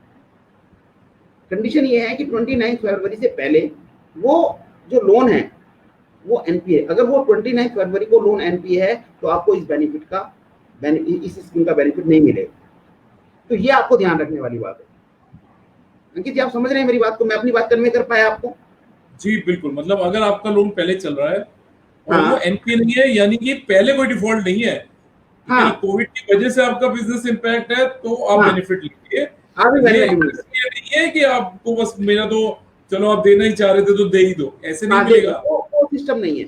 और या मैं पहले डिफॉल्ट कर बैंक का, दिसंबर में डिफॉल्ट कर रहा हूँ, मैं उनका इंटरेस्ट नहीं दे रहा, मैं प्रिंसिपल अमाउंट नहीं दे रहा, मैं इंस्टॉलमेंट नहीं दे रहा, उसके बाद मुझे 20% और दे दीजिए, उसके लिए बेनिफिट है। लेकिन ये वाला नहीं है। मैं उसके लिए दूसरे में आऊंगा कि अगर एनपीए लोन है तो क्या होगा। लेकिन ये वाली जो स्कीम की बात कर रहा हूँ, 20% वाली जो बात कर रहा हूँ, ये केवल उसके लिए है जो 29 फरवरी को जो हमारे नॉन एनपीए जो अकाउंट्स हैं उनके लिए है। मैं एक एग्जांपल यहाँ पे कोट करना चाह रहा हूँ हमारे सभी व्यूअर्स की। अभी कुछ दिन पहले मैं न्यूज देख रहा था, तो एक व्यक्ति की डेथ हो गई, तो किसी ने कहा कि इनकी भुखमरी से डेथ हुई है कोविड के चलते। फिर उन्होंने अच्छे से बताया कि इस बेचारे को पिछले 9 महीने से तनख्वाह नहीं मिली थी और ये बेचारा लगातार ऑफिसों के धक्के खा रहा था। तो अब अगर आप ध्यान से सोचे तो 9 महीने से नहीं मिली, कोविड 9 महीने से नहीं है भाई, डिफॉल्ट का पीरियड तो 2 महीने ही है। तो अगर आपका बिजनेस पहले से खराब चल रहा था तो ये स्कीम आपके लिए नहीं है, ये वाली स्कीम आपके लिए है। देखिए अंकित जी, गवर्नमेंट ने एमएसएमई एनपीए वालों के लिए भी स्कीम दी है, मैं आगे बता रहा हूँ उसको। लेकिन ये वाली 20% वाली नहीं है। ये सबसे सिंपल स्कीम है। आपका लोन आपको कुछ करना ही नहीं है, आपको सिंपल बैंक में जाना है, 29 का आपका स्टेटस देखना है, आपको 20% एडिशन मिल जाएगा। और देखो उसमें भी 20% जो मिलेगा उसमें मोरेटोरियम पीरियड दे दिया 12 महीने का, यानी 12 महीने से पहले आपको उसकी इंस्टॉलमेंट पे नहीं करनी, 4 साल के अंदर अंदर आपने पे करना है उसको। उसमें जो है जो आपका टेन्योर है 4 साल का दे दिया, उसका मोरेटोरियम पीरियड दे दिया आपको कि 12 प्रिंसिपल अमाउंट के लिए। अब क्वेश्चन ये है कि जो आपको एडिशनल अमाउंट दिया है इसका इंटरेस्ट कब पे करेंगे? इसका इंटरेस्ट आपको साथ साथ पे करना है, जो भी टर्म एंड कंडीशन है आपके लोन की। लेकिन प्रिंसिपल अमाउंट के लिए आप 12 महीने के बाद पे करने की बात कर सकते हैं। इसके लिए आपको कोई अलग से कुछ नहीं देनी। और ये जो स्कीम है, ये लास्ट स्कीम है 31 अक्टूबर। 31 अक्टूबर से पहले आप इस स्कीम को ले सकते हैं। 31 अक्टूबर के बाद अभी एट प्रेजेंट, जब तक कि गवर्नमेंट इसे एक्सटेंड ना कर दे, ये 31 अक्टूबर तक ही रहेगी। गोयल साहब ये ठीक है? हाँ बिल्कुल ठीक, बिल्कुल ठीक। एक चीज और इसमें ऐड कर लीजिए, 1-2 चीजें हैं जो ऐड करने की है। जी सर। इसके लिए एक फंड जो एलोकेट किया गया है वो किया गया 3 लाख करोड़। 3 लाख करोड़ तो 3 लाख करोड़ अगर एडजस्ट हो जाते हैं पहले, तो ये स्कीम फिर उसके बाद में बंद हो जाएगी। देखिए अंकित जी, मैं कैप इसमें लेके चले हैं जो कि बाद में बढ़ जाए। बिल्कुल अंकित जी और गोयल साहब, मैं एक चीज इसमें कहना चाहूंगा। हम कितनी बार ये कहते हैं कि गवर्नमेंट पैसा नहीं देती है अंकित जी, तो सबसे बड़ी प्रॉब्लम क्या आती है कि हर एक जो भी स्कीम निकलती है उसका एक फंड एलोकेट होता है गवर्नमेंट की तरफ से। अब कुछ लोग क्या होता है, वो जब पहुंचते हैं वहां पे, जब वो सारा फंड खत्म हो चुका होता है, फिर वो ये कहते हैं कि हमें स्कीम मिली नहीं या हमें इसका पता नहीं लग पाया। देखिए, अगर आप बिजनेस कर रहे हैं तो विजिलेंट तो आपको होना पड़ेगा, आपको नॉलेज लेनी पड़ेगी, और यदि आप नॉलेज नहीं रख सकते तो ऐसे आदमियों को अपने साथ रखना पड़ेगा जिसके पास नॉलेज है। तो ये तो आपकी ड्यूटी है।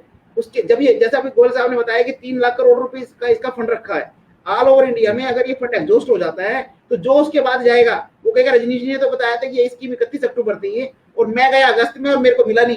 तो जब इसका फंड एग्जॉस्ट हो चुका होगा तो उसके बाद ये फंड नहीं मिलने वाला। राइट, तो अच्छे प्रोफेशनल्स के साथ जुड़ना बहुत जरूरी है। हर चीज के पीछे खुद नहीं भागना चाहिए बिजनेसमैन को। अच्छे प्रोफेशनल हायर करके रखिए, वो आपके बिजनेस को बहुत ऊंचाइयां देंगे। बिल्कुल, हमें इन चीजों का ध्यान रखना चाहिए सर, मेरा मानना इसमें ये है। और सर प्रोफेशनल्स को भी अपने नॉलेज को अपडेट रखना चाहिए, बात ये भी है। साथ करते रहे तो वो डॉक्टर सबसे अच्छा जो हमेशा अपडेटेड हो। नहीं सर, मैंने पहले कह दिया अच्छे प्रोफेशनल को रखो।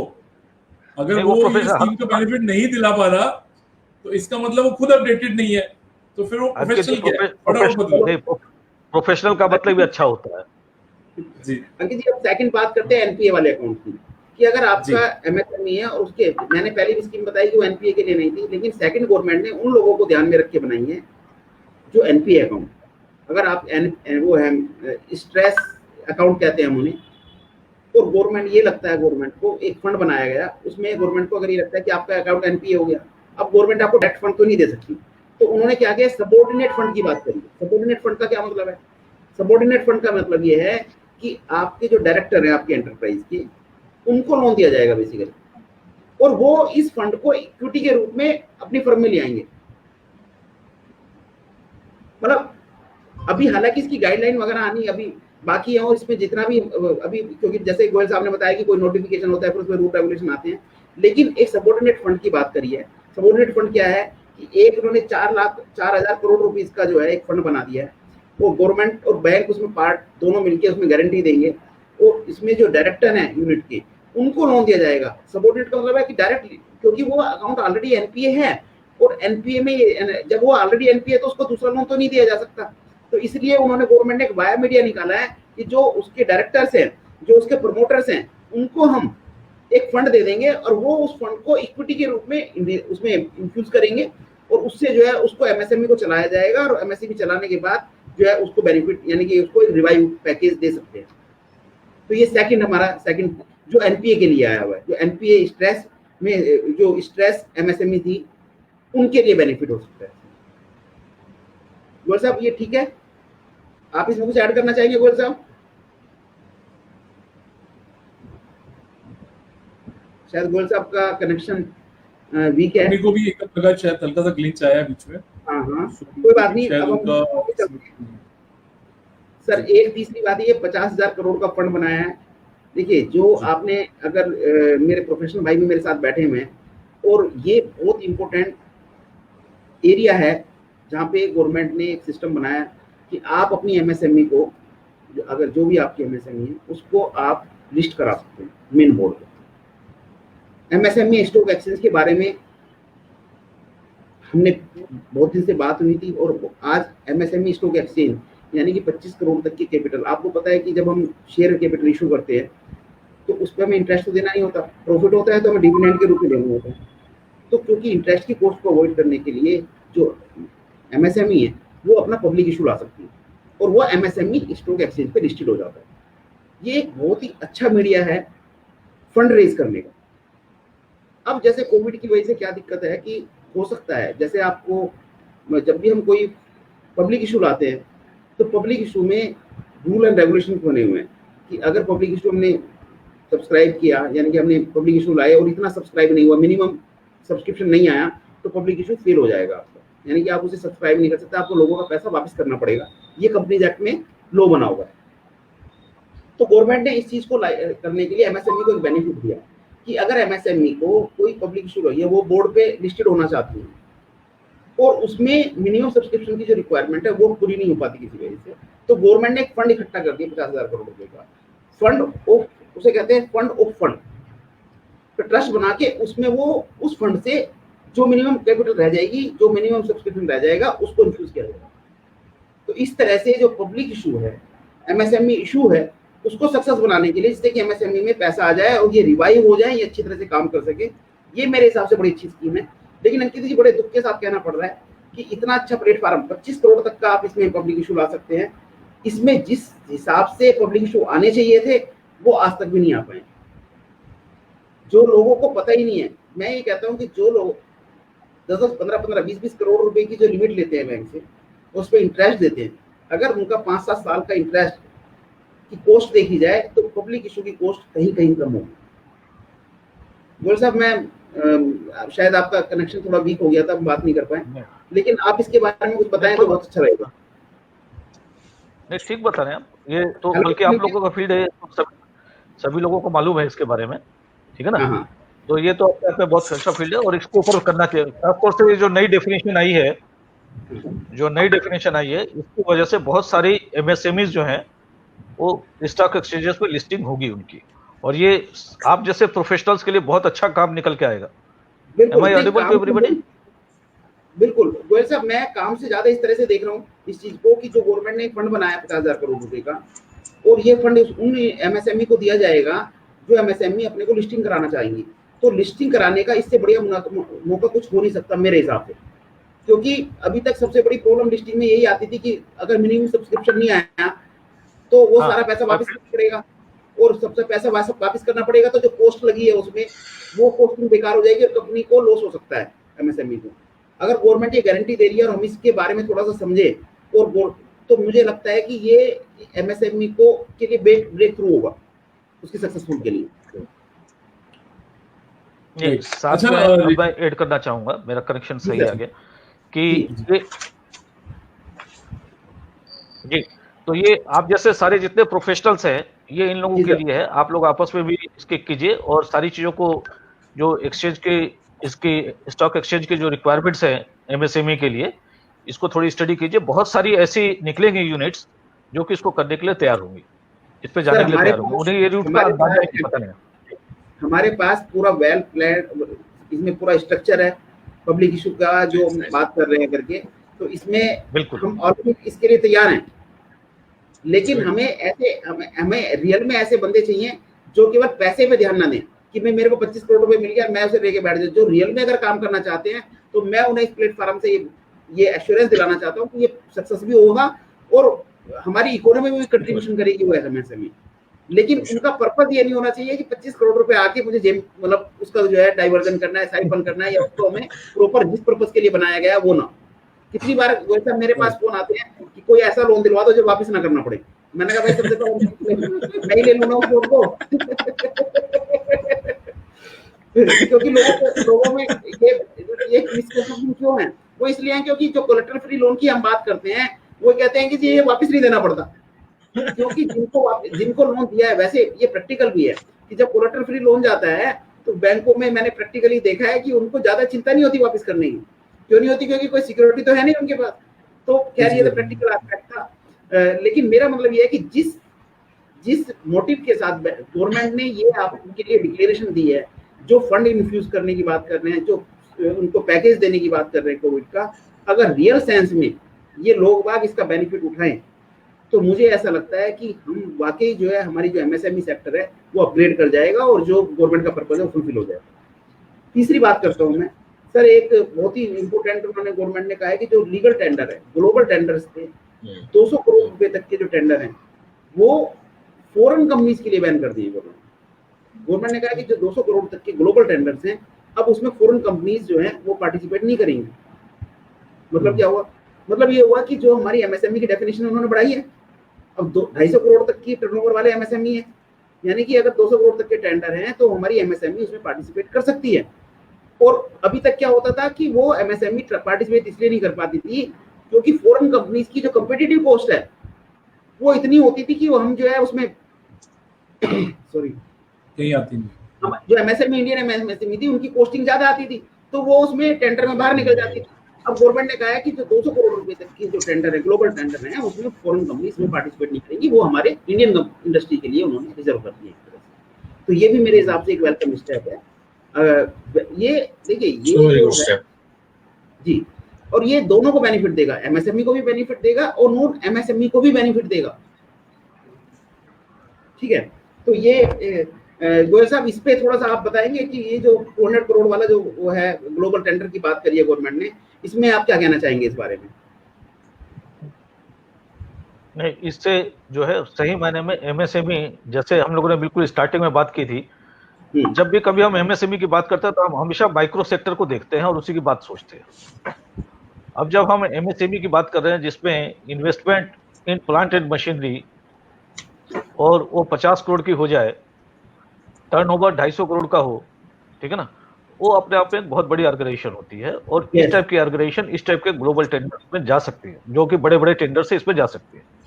नंबर 1। नंबर 2 क्या होता है, जो हमारा एक्सपीरियंस रहा है, मोस्टली इस टाइप के टेंडर्स अगर बड़ी कंपनियों को भी जाते हैं तो वो बाहर से माल मंगवा लेते हैं, जो कि सस्ता पड़ता है। अगर वो बाहर से माल मंगाना उनका बंद हो जाएगा तो इंडियन एमएसएमई जो होंगी ये बहुत सारी उनको सप्लाई करेंगी। जैसे मैं एक एग्जांपल के लिए बताता हूँ कि दुनिया की शायद ही कोई ऐसी कार होगी जिसके पार्ट्स इंडिया के अंदर में एमएसएमई सेक्टर में नहीं बन रहे होंगे।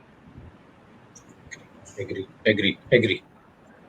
ठीक है ना, जिसके पार्ट्स एमएसएमई सेक्टर में नहीं बन रहे होंगे। तो ऐसे करके बहुत सारी इंडस्ट्रीज हैं हमारे बीच में, डाइवर्सिफाइड। मैं इस चीज को मानता हूं कि हेटेरोजेनस ग्रुप है एमएसएमई।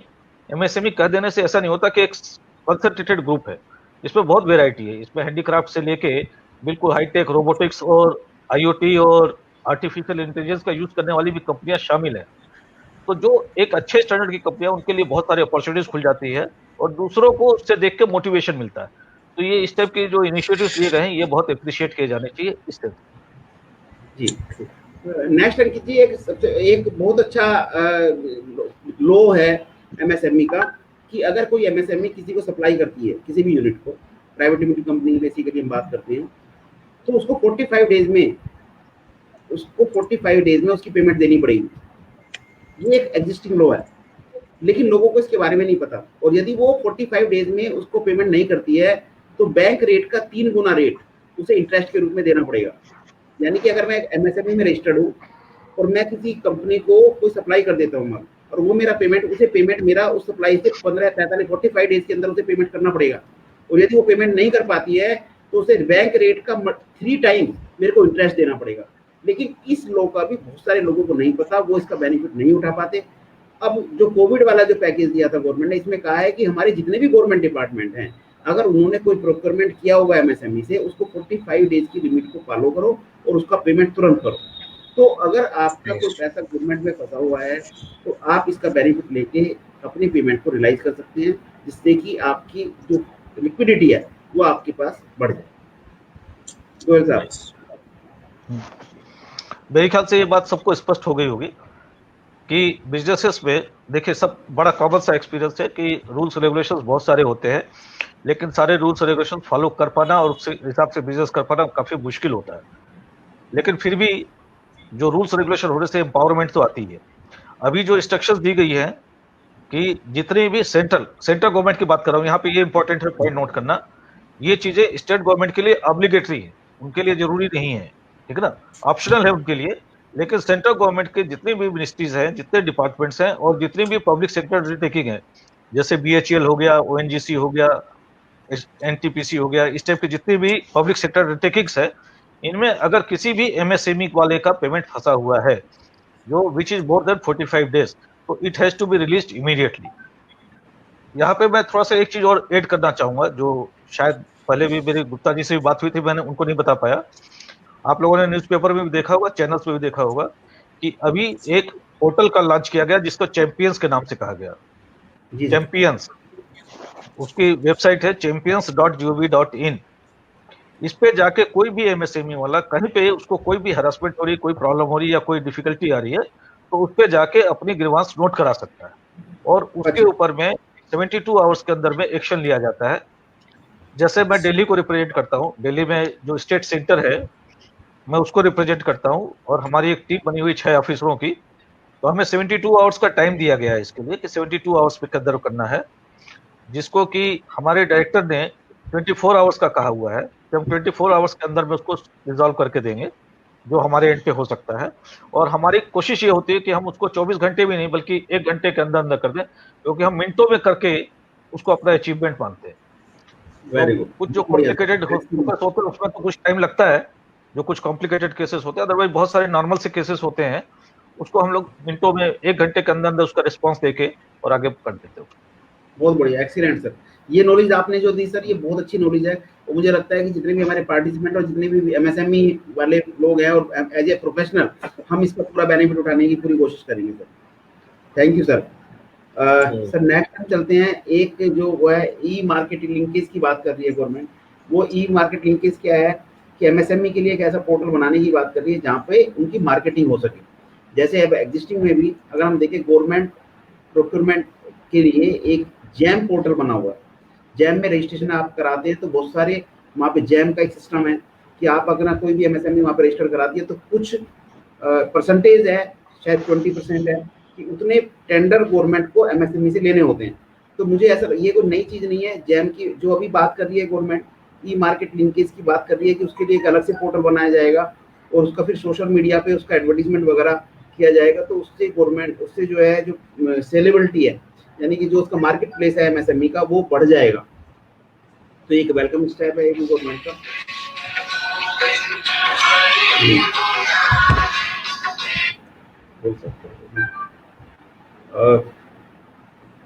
मुझे ऐसा लगता है कि सर जो मेन चीजें हैं, अंकित जी मैंने सारी चीजों को ले लिया है। कुछ और भी चीजें हैं, जैसे इनकम टैक्स में बात करूं, इनकम टैक्स में गवर्नमेंट ने कहा है सर एक ना बड़ा इंपॉर्टेंट सा क्वेश्चन आ रहा है बीच में, और मतलब मैं देख रहा हूँ लगातार 2-3 बंदे पूछ चुके हैं।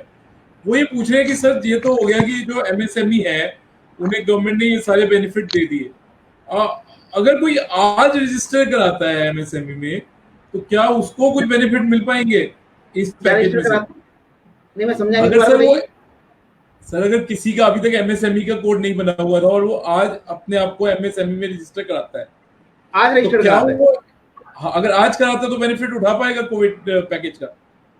नहीं, कौन से वाली बेनिफिट स्कीम का?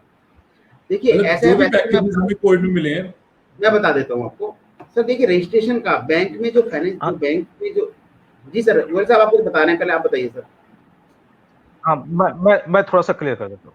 अंकित जी मेरी एक रिक्वेस्ट है।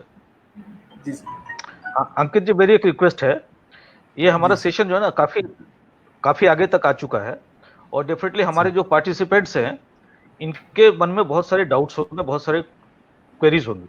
हम लोग उनकी क्वेरीज को 1 by 1 लेते चले ताकि हमें ये आभास हो कि जो चीज हम पहुंच भी पा रही है या नहीं, नंबर 1। नंबर 2, क्वेरीज जो हों अभी तक इससे रिलेटेड रखे, इसके बियॉन्ड जाने का टाइम हम अलग से ले लेंगे, क्योंकि हालांकि हमारा टाइम हो चुका है, लेकिन फिर भी हम एक्स्ट्रा टाइम के लिए बैठ लेंगे, कोई दिक्कत नहीं है। लेकिन सबसे पहले जो डिस्कशन जितना किया है डॉक्टर राजेश गुप्ता जी ने, इसके फ्रेम के अंदर के जितने भी क्वेश्चन हो, जितने भी डाउट्स हो, उसको हम ले लेते हैं 1 by 1, सो दैट कि सबका पार्टिसिपेशन सक्सेसफुल हो, अगर सबकी राय हो तो। बिल्कुल। तो अंकित जी, गोयल साहब की बात बिल्कुल ठीक है। अगर जो अभी तक हमने डिस्कशन किया है, ठीक है, उसके बारे में कोई डाउट है तो वो ले लेंगे। मुझे 1-2 चीजें और बतानी है जिससे कि मैं, क्योंकि टाइम ऑलरेडी ओवर हो चुका है, मैं समझता हूँ टाइम की लिमिटेशन है, तो मैं बस जल्दी 2-3 चीज बता के अपनी बात को दे, तो फिर हम एक एक करके उनका डाउट ले लेंगे जो भी हमारे से रिलेटेड है। तो एक मैंने बताया आपको, ऐसे कुछ बेनिफिट गवर्नमेंट ने और दिए हैं, वो जनरल बेनिफिट्स हैं। जैसे इनकम टैक्स का बेनिफिट है। इनकम टैक्स में क्या गवर्नमेंट ने कहा है कि जिनके भी रिफंड है, जिनका रिफंड है 1 करोड़ रुपए तक के रिफंड है, गवर्नमेंट ने इंस्ट्रक्ट किया है, फाइनेंस मिनिस्ट्री ने, कि उनके रिफंड तुरंत रिलीज किए जाए, एमएसएमई वगैरह के हैं, ये जो भी जिन लोगों के भी हैं, चाहे इंडिविजुअल के भी हैं, जिससे कि इसमें सर्कुलेशन में मनी आ सके और लिक्विडिटी बढ़ सके। तो अगर किसी का इनकम टैक्स रिफंड पेंडिंग पड़ा हुआ है तो वो अप्लाई करते हैं। मुझे लगता है कि ये this is the right time, you will get the refund. Similarly TDS का बेनिफिट दिया है कि अगर जो है, जैसे जो टीडीएस है, अभी तक हम जो टीडीएस काटते थे और गवर्नमेंट को जमा करा देते थे, उसके रेट पे 25% का गवर्नमेंट ने बेनिफिट दिया है। लेकिन ये सैलरी वालों के लिए नहीं है, पहले मैं आपको बता दूं। गोयल साहब भाई आपके लिए नहीं है बिल्कुल भी, टीडीएस आपको वही कटेगा जो पहले कट रहा था। लेकिन जो बिजनेसमैन है, जो बिजनेसमैन है, अगर वो जो टीडीएस काट रहा था, टीडीएस काट के गवर्नमेंट को जमा करा रहा था, तो उसके लिए बेनिफिट क्या हुआ कि अब उसकी लिक्विडिटी उसकी बढ़ जाएगी टू दी एक्सटेंट। अगर मैं किसी को पेमेंट करता हूँ 10 लाख रुपीज की से, और मुझे जो है उस पर टीडीएस काटना था 10,000 रुपीज 10% के हिसाब से, तो मैं उसका 75% काटूंगा। यानी कि जो पे है, जिसको मैं पे कर रहा हूँ, उसके पास ज्यादा लिक्विडिटी चली जाएगी और वो उसको ज्यादा यूज कर सकता है। तो गवर्नमेंट का एक इनिशिएटिव टीडीएस को रिड्यूस करके भी था। ये टीडीएस को रिड्यूस कर रहे हैं, इनकम टैक्स कम नहीं हुआ है, इनकम टैक्स तो बाद में जाएगा। तो ये इनकम टैक्स के बारे में कुछ था। ऐसी पीपीएफ का गवर्नमेंट ने बेनिफिट दिया है कि एम्प्लॉयर और एम्प्लॉय जो 15,000 तक की जो है, उन्होंने एक स्कीम बनाई है कि अगर उनका जो एम्प्लॉयर ईपीएफ, एम्प्लॉयर का प्रोविडेंट फंड और एम्प्लॉय का जो प्रोविडेंट फंड है, उसको गवर्नमेंट जो है उसका बेनिफिट गवर्नमेंट कुछ इंडस्ट्रीज को, स्पेसिफाइड इंडस्ट्री को दे रही है। तो ये कुछ ऐसी चीजें थी जो गवर्नमेंट ने एमएसएमई को अपलिफ्ट करने के लिए उनको ये चीजें दी हैं। अब अंकित जी, मैं ये कहता हूँ कि हम अब क्वेश्चन ले लेते हैं, क्योंकि अब टाइम जो है ओवर हो रहा है और गोयल साहब को भी थोड़ा लेट हो रहा है, तो प्लीज। नहीं, मुझे कोई दिक्कत नहीं, लेकिन हम उसको फ्रूटफुल तो बनाए ना, क्योंकि सही मायने में जब तक हम डाउट क्लियर ना करें तो उसको कंक्लूड किया ही नहीं जा सकता। तो मेरा पर्पज ये है अंकित जी कि जो लोगों की क्वेरीज आ रही है उसमें गोयल साहब के रिव्यू भी आ जाएंगे, तो वो हमारे लिए बड़ा अच्छा रहेगा और वो एक फ्रूटफुल डिस्कशन रहेगा। जी सर, जैसे एक क्वेश्चन मैंने आपसे भी पूछा भी था, और जैसे क्लेरिफिकेशन की बात आई तो उन्होंने भी थोड़ा क्लेरिफाई कर दिया। ये जो आप कह रहे हो जो कोलेटरल फ्री लोन है, जो 3 लाख का पैकेज है, या जो डिफॉल्टर्स के लिए अलग से है, तो ये जो अब फ्रेश रजिस्ट्रेशन कराएंगे एमएसएमई में, क्या वो भी लोन ले पाएंगे? सर मैं इसके बारे में जवाब देना चाहूंगा, क्योंकि मैं प्रैक्टिकल इस चीज को देख चुका हूँ। सर बैंक के जो लोन है, देखिए ये जो रजिस्ट्रेशन की रिक्वायरमेंट है, ये एज सच बैंक के पास नहीं है कि आपका रजिस्ट्रेशन होना चाहिए आप जब भी एमएसएमई कराएंगे। क्राइटेरिया आपका इन्वेस्टमेंट और टर्नओवर का है। तो आपका रजिस्ट्रेशन होने से आप एक डिक्लेरेशन दे रहे हैं कि हाँ भाई मैं एमएसएमई हूँ, लेकिन ये जरूरी नहीं है कि अगर आपने रजिस्ट्रेशन नहीं लिया तो आपको बेनिफिट नहीं मिलेगा। अगर आप रजिस्ट्रेशन आपका एमएसएमई का क्राइटेरिया फुलफिल कर रहे थे और आप 29 फरवरी को आप लोन फैसिलिटी ले रहे थे विदाउट रजिस्ट्रेशन, तो भी आपको इस स्कीम का बेनिफिट मिल सकता है। एक से हमारे साथ संजय अग्रवाल जी जुड़े हुए हैं। संजय जी ये जानना चाह रहे हैं कि जो एमएसएमई के थ्रू लोन मिलता है उसकी रेट ऑफ इंटरेस्ट क्या नॉर्मल लोन से कुछ कम होती है? बिल्कुल। देखिए अंकित जी, इसमें ये है एमएसएमई के थ्रू कोई लोन नहीं मिलता। पहले तो आप इस कॉन्सेप्ट को थोड़ा सा मैं रेक्टिफाई करना चाहूंगा अपनी नॉलेज के हिसाब से। गोयल साहब हमारे साथ बैठे हुए हैं, उनके भी हम इसमें व्यू देंगे। लोगों के बीच में बिल्कुल ये मिसकंसेप्शन है कि एमएसएमई मिनिस्ट्री जो है कोई लोन देती है। एमएसएमई मिनिस्ट्री कोई लोन नहीं देती है। गोयल साहब मैं ठीक कह रहा हूँ? बिल्कुल ठीक कर रहे हैं आप, बिल्कुल ठीक कर रहे हैं। लोन तो आपका बैंक ही देगा। एमएसएमई की स्कीम से उसके अंडर आपको लोन मिलना है। और जो ये जो रियायतें की बात कर रहे हैं, बैंक जो अप्लाई करता है उस मिनिस्ट्री को उस बेनिफिट को लेने के लिए। जैसे आपने बताया कोलेटरल फ्री लोन है, ये गवर्नमेंट की गारंटीड स्कीम है। अगर बैंक को उसका लॉस होता है तो बैंक जो है उसे क्लेम करेगा गवर्नमेंट के थ्रू कि मेरा लोन डेड हो गया, आप मेरे को वापस कर दीजिए, आपने गारंटी दी थी। लेकिन देना बैंक नहीं है, एमएसएमई मिनिस्ट्री ने कुछ नहीं करना उसका। एमएसएमई मिनिस्ट्री तो उसकी पॉलिसीज वगैरह बना दी है, उसके बारे में इंप्लीमेंटेशन में या कोई आपको दिक्कत आ रही है तो उसमें आपकी हेल्प कर सकते हैं। ठीक है सर। अब क्वेश्चन आपका आपका क्वेश्चन मैं दोबारा जानना चाहूंगा। दोबारा क्वेश्चन क्या था? शायद मैं क्वेश्चन स्किप कर रहा हूँ। अंकित जी दोबारा क्वेश्चन क्या था आपका? नहीं, क्वेश्चन यही था सर, वो ये जानना चाहते कि जो रेट ऑफ इंटरेस्ट जो होता है, जो रेट ऑफ इंटरेस्ट, बिल्कुल। अगर एमएसएमई में रेट ऑफ, बिल्कुल सही है, एमएसएमई में 1% का बेनिफिट मिलता है। अगर 1% रिड्यूस रेट ऑफ इंटरेस्ट आपको, जो आपका नॉर्मल रेट ऑफ इंटरेस्ट है उससे 1% कम हो जाएगा। प्लस आपकी प्रोसेसिंग फीस में बेनिफिट मिलता है और चीजों में बेनिफिट मिलता है। गोयल साहब मैं ठीक कह रहा हूँ? अब इसमें प्लीज थोड़ा सा बताइए। नहीं, ये एक्चुअली बैंक टू बैंक भी वेरी करता है।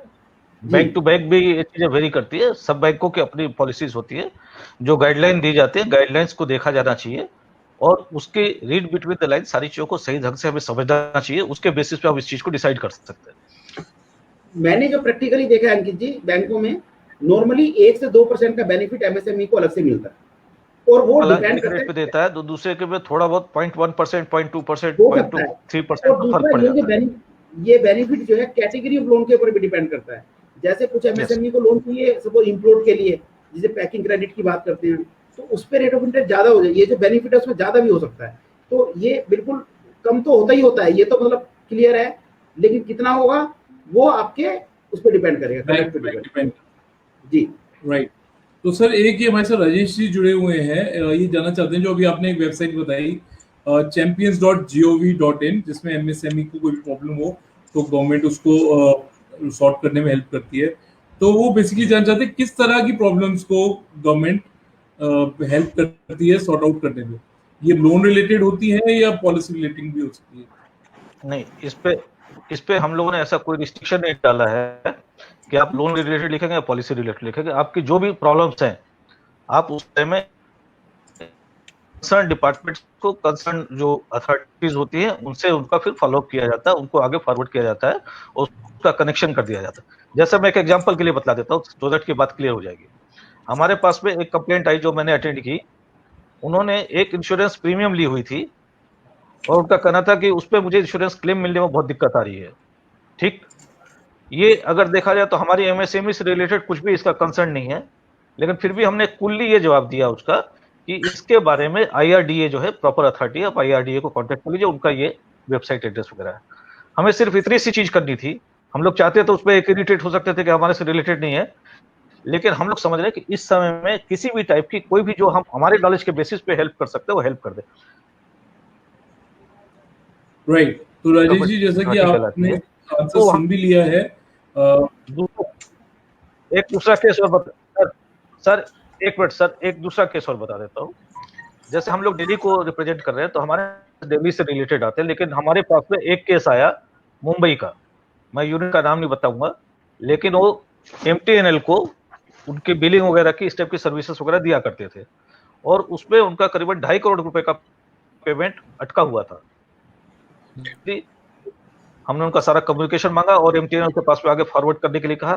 साथ में हमने उनको समाधान पोर्टल एक होता है हमारा, जिसपे कोई भी आदमी जिसकी बात अभी गुप्ता जी भी कर रहे थे, समाधान के नाम से है, समाधान.gov.in, उस पे जाके कोई भी आदमी किसी भी पब्लिक सेक्टर अंडरटेकिंग वगैरह के खिलाफ कंप्लेंट लिख सकता है। 15 दिन का एक कूलिंग पीरियड दिया जाता है कि एमिकेबली उसका कोई सोल्यूशन निकला है, नहीं निकलता तो उसको स्केल अप किया जाता है। तो हमने उस पर भी किया और साथ में एमटीएनएल से फॉलो भी किया। अब इसमें थोड़ा सा मुझे जो कंसर्न है मेरा कि काश की अगर उनको प्रॉब्लम ये आने से पहले उन्होंने बताया होता कि बिजनेस कर रहा तो हमें बड़ा गर्व होता, दूसरे लोगों को भी बड़ा मोटिवेशन मिलता कि जिसके 2.5 करोड़ रुपए पेमेंट खाली बाकी हो तो उसने, मैं सोचता हूँ कि 40-50 करोड़ का तो बिजनेस किया होगा, तो उससे दूसरे जो नए एंटरप्रेन्योर्स हैं उन्हें भी बड़ी मतलब मोटिवेशन मिलती, ये चीज होनी चाहिए थी। तो ऐसे करके कोई भी कंप्लेंट आप लिख सकते हैं, उसके लिए कोई दिक्कत नहीं है, बल्कि हम ये चाहते हैं कि ज्यादा से ज्यादा कंप्लेंट्स आए। ये फील्ड से एक तरह से जुड़ने का एक तरीका है, क्योंकि हमारे जो सेंट्रल गवर्नमेंट के जो ऑफिसेस है ये लिमिटेड इन नंबर्स है, हम हर जगह पे, हर गांव में, हर तालुके में, हर जगह पे नहीं पहुंच सकते, लेकिन जो एमएसएमईज हैं वो बहुत सारी फैली हुई है, तो हम चाहे कितना भी दावा करें हम उनकी रियल प्रॉब्लम्स को नहीं जान सकते। तो इसके जरिए एक ये भी है कि टू वे कम्युनिकेशन है, हमें भी पता चलता है कि किस किस टाइप की प्रॉब्लम्स को फेस कर रहे हैं। Right. So Rajesh ji, I am sure आपको आपका जवाब मिल गया होगा। गवर्नमेंट इंडस्ट्री को हर लेवल पे सपोर्ट करना चाहती है और जो गवर्नमेंट ऑफिसर्स हैं वो अपनी तरफ से पूरी कोशिश कर रहे हैं कि आपके बिजनेस को बेस्ट से बेस्ट सपोर्ट गवर्नमेंट दे सके, चाहे वो किसी भी चीज से रिलेटेड हो। रजनीश जी, हमारे साथ निखिल भी जुड़ गए हैं। निखिल बहुत देर से हमारी वीडियो को फॉलो कर रहे थे और बहुत सारे हमने कहा चलिए उन्हें स्क्रीन पे ही ले लेते हैं ताकि वो मतलब 8 बार थैंक यू वहां लिख चुका है, तो मैं कहा एक बार यही आके देख ज्यादा अच्छा लगेगा। थैंक यू सो मच अंकित जी, आपने मुझे मौका दिया कि मैं डॉक्टर के गोयल और डॉक्टर सीए रजनीश गुप्ता जी के सामने ऐसे स्क्रीन शेयर कर सकूं। और thanks to you guys sir, आपने ये जो अपना वैल्यूएबल 1-1.5 घंटा हमें दिया, इन डेप्थ नॉलेज जो आपने हमें एमएसएमई के बारे में अभी दी है, फ्रैंकली जितना भी हम गूगल करें, सर्च करें, हमें नहीं मिलती। जैसे डॉक्टर के गोयल ने भी कहा है, बहुत सारी एडवर्टीजमेंट हमेशा स्टार्टिंग में आती है जहां कंपनी अपनी प्रमोशन कर रही होती है, rather than giving the right knowledge. वो इनसाइट सबके पास नहीं होती और वहीं कुछ लोग फेक करके समझ नहीं पाते क्या देना होता है और क्या नॉलेज होती है। Thank you so much sir, जैसे आपने सारी बातें बताई हमें कि कहाँ से हमें मिल सकती है चीजें, क्या क्या बेनिफिट्स है, कैसे हमें अभी रजिस्ट्रेशन करने में क्या बेनिफिट मिलेगा, और क्या जो लोगों के मिथ्स है कि हमें क्या बेनिफिट है जो जेब में हम पैसे डाल लेंगे, वहां जो आपने क्लैरिटीज दी, I am really hats off to you sir. कहाँ आपने इनसाइट्स हमें निकाल के दिए और कैसे हम, जैसे स्टार्टिंग में हम सारे एंटरप्रेन्योर्स है, कुछ नए स्टार्ट कर रहे हैं, कैसे वो अपने आप को एमएसएमई में रजिस्टर करके अपने आप को हेल्प कर सकते हैं। So thank you so much for your knowledge and for your time sir, thank you so much. मैं तो आप लोगों से मिलना भी चाहूंगा बहुत जल्दी। एक चीज मैं थोड़ा सा और ऐड करना चाहूंगा अगर परमिशन दे। निखिल जी परमिशन है? सॉरी मैं बीच में इंटरफेयर कर रहा हूँ। बिल्कुल सर, परमिशन सर। देखिए असल में मुझे राजेश गुप्ता जी ने लास्ट मिनट में कहा कि आपको आना है और उस पर रहना है, क्योंकि उससे पहले वो मेरे से काफी फीडबैक ले चुके थे और मैं उनकी बात को टाल नहीं सकता, ठीक है ना। उन्होंने 9 बजे तक का कहा था, लेकिन 9:30 बजे है। तो हमारी होम मिनिस्टर भी जो बार बार मुझे आके दिखा रही हैं कि क्या हो रहा है, लेकिन मैं कुछ चीजें यहाँ पे नोट के साथ में देना चाहूंगा आप सभी लोगों के लिए।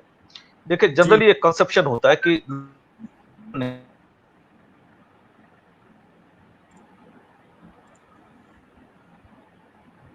गोयल साहब का शायद कनेक्शन वीक हो गया है। मेरे को भी इस लगा थोड़ा सा ग्लिच है बीच में।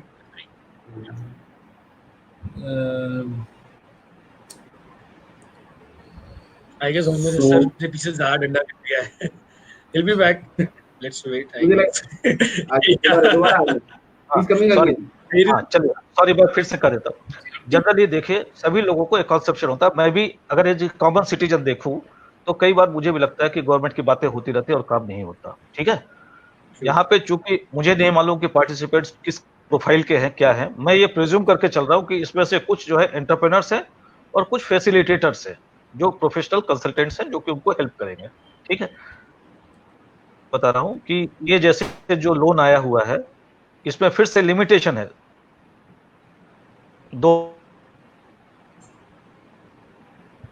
इसमें एक लिमिटेड फंड है, अनलिमिटेड फंड नहीं है। इसका जल्दी से जल्दी फायदा उठाना चाहिए और इसमें मिल रहा है या नहीं मिल रहा है इसका एक प्रूफ के तौर पे ये देना चाहूंगा मैं कि एसबीआई ने सिर्फ एक दिन में 3000 करोड़ का लोन इस पे दे दिया, सिर्फ एक दिन में 3000 करोड़ का, ठीक है ना। तो ये इस चीज का प्रूफ है कि ये जा रहा है, एक्चुअली जा रहा है। थोड़ा सा इसमें इश्यूज क्या आ रहे हैं प्रैक्टिकली, चूंकि मैं चाहता था कि क्वेश्चंस आएंगे तो फिर उसके आंसर्स के तौर पे कहा जाए, लेकिन चूंकि क्वेश्चंस नहीं आए तो इसलिए मैं बता रहा हूँ कि अभी बैंकों को भी इसका पूरा का एक्सपीरियंस नहीं है। ये चीजें जो हालात हो रहे हैं पहली बार हो रहे हैं, सभी के लिए नए हैं। हम सबको मिलजुल कर इस नई परिस्थितियों से जूझना है और इसके सामने बाहर निकलना है। तो उनके यहाँ भी रूल्स रेगुलेशन होते हैं, पॉलिसी गाइडलाइंस बनती है, वो सब भी उसको ड्राफ्ट कर रहे हैं। कोई बैंकों ने इनिशिएटिव लेके आगे प्रोएक्टिव आगे, कुछ लोग उसकी प्रोसेस में हैं, कुछ लोग समझ रहे हैं कि इसके क्या रिपरकशन हो सकते हैं, ऐसा करके। तो लेकिन आप लोग सजग रहिए, अपने बैंकर से कांटेक्ट रखिए और ये आपका हक बनता है जो आपको लेना भी चाहिए। आप उन्हें भी साथ में एजुकेट करके चलिए। कई बार ये होता है कि उनको बैंकरों को भी नहीं पता होता है, तो हमें उनको एजुकेट करके चलना चाहिए और हमें ये सब चीजों को लेकर चलना चाहिए। भाई कैसे कैसे क्या क्या चीजें हम लोग आगे बढ़ के और कौन सी इनको हेल्प दे सकते। एक क्वेश्चन जो आया था कि अगर मेरा एमएससीबी रजिस्ट्रेशन नहीं है तो क्या मैं आज की डेट में एमएससीबी रजिस्ट्रेशन करा के बेनिफिट ले सकता हूँ? बिल्कुल ले सकते हैं। ये या ना करें आप, लेकिन अगर आपको गवर्नमेंट का कोई भी बेनिफिट लेना है तो आपको एमएससीबी का रजिस्ट्रेशन कराना जरूरी है, ठीक। अगर आपने अपनी एमएससीबी चलाई हुई है, गवर्नमेंट का कोई बेनिफिट नहीं लिया हुआ है, आपको रजिस्ट्रेशन कराया या नहीं कराया कोई फर्क नहीं पड़ता।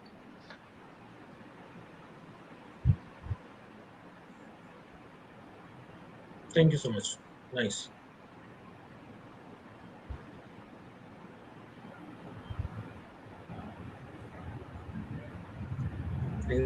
There's a glitch again on the network. आगे बोल सर।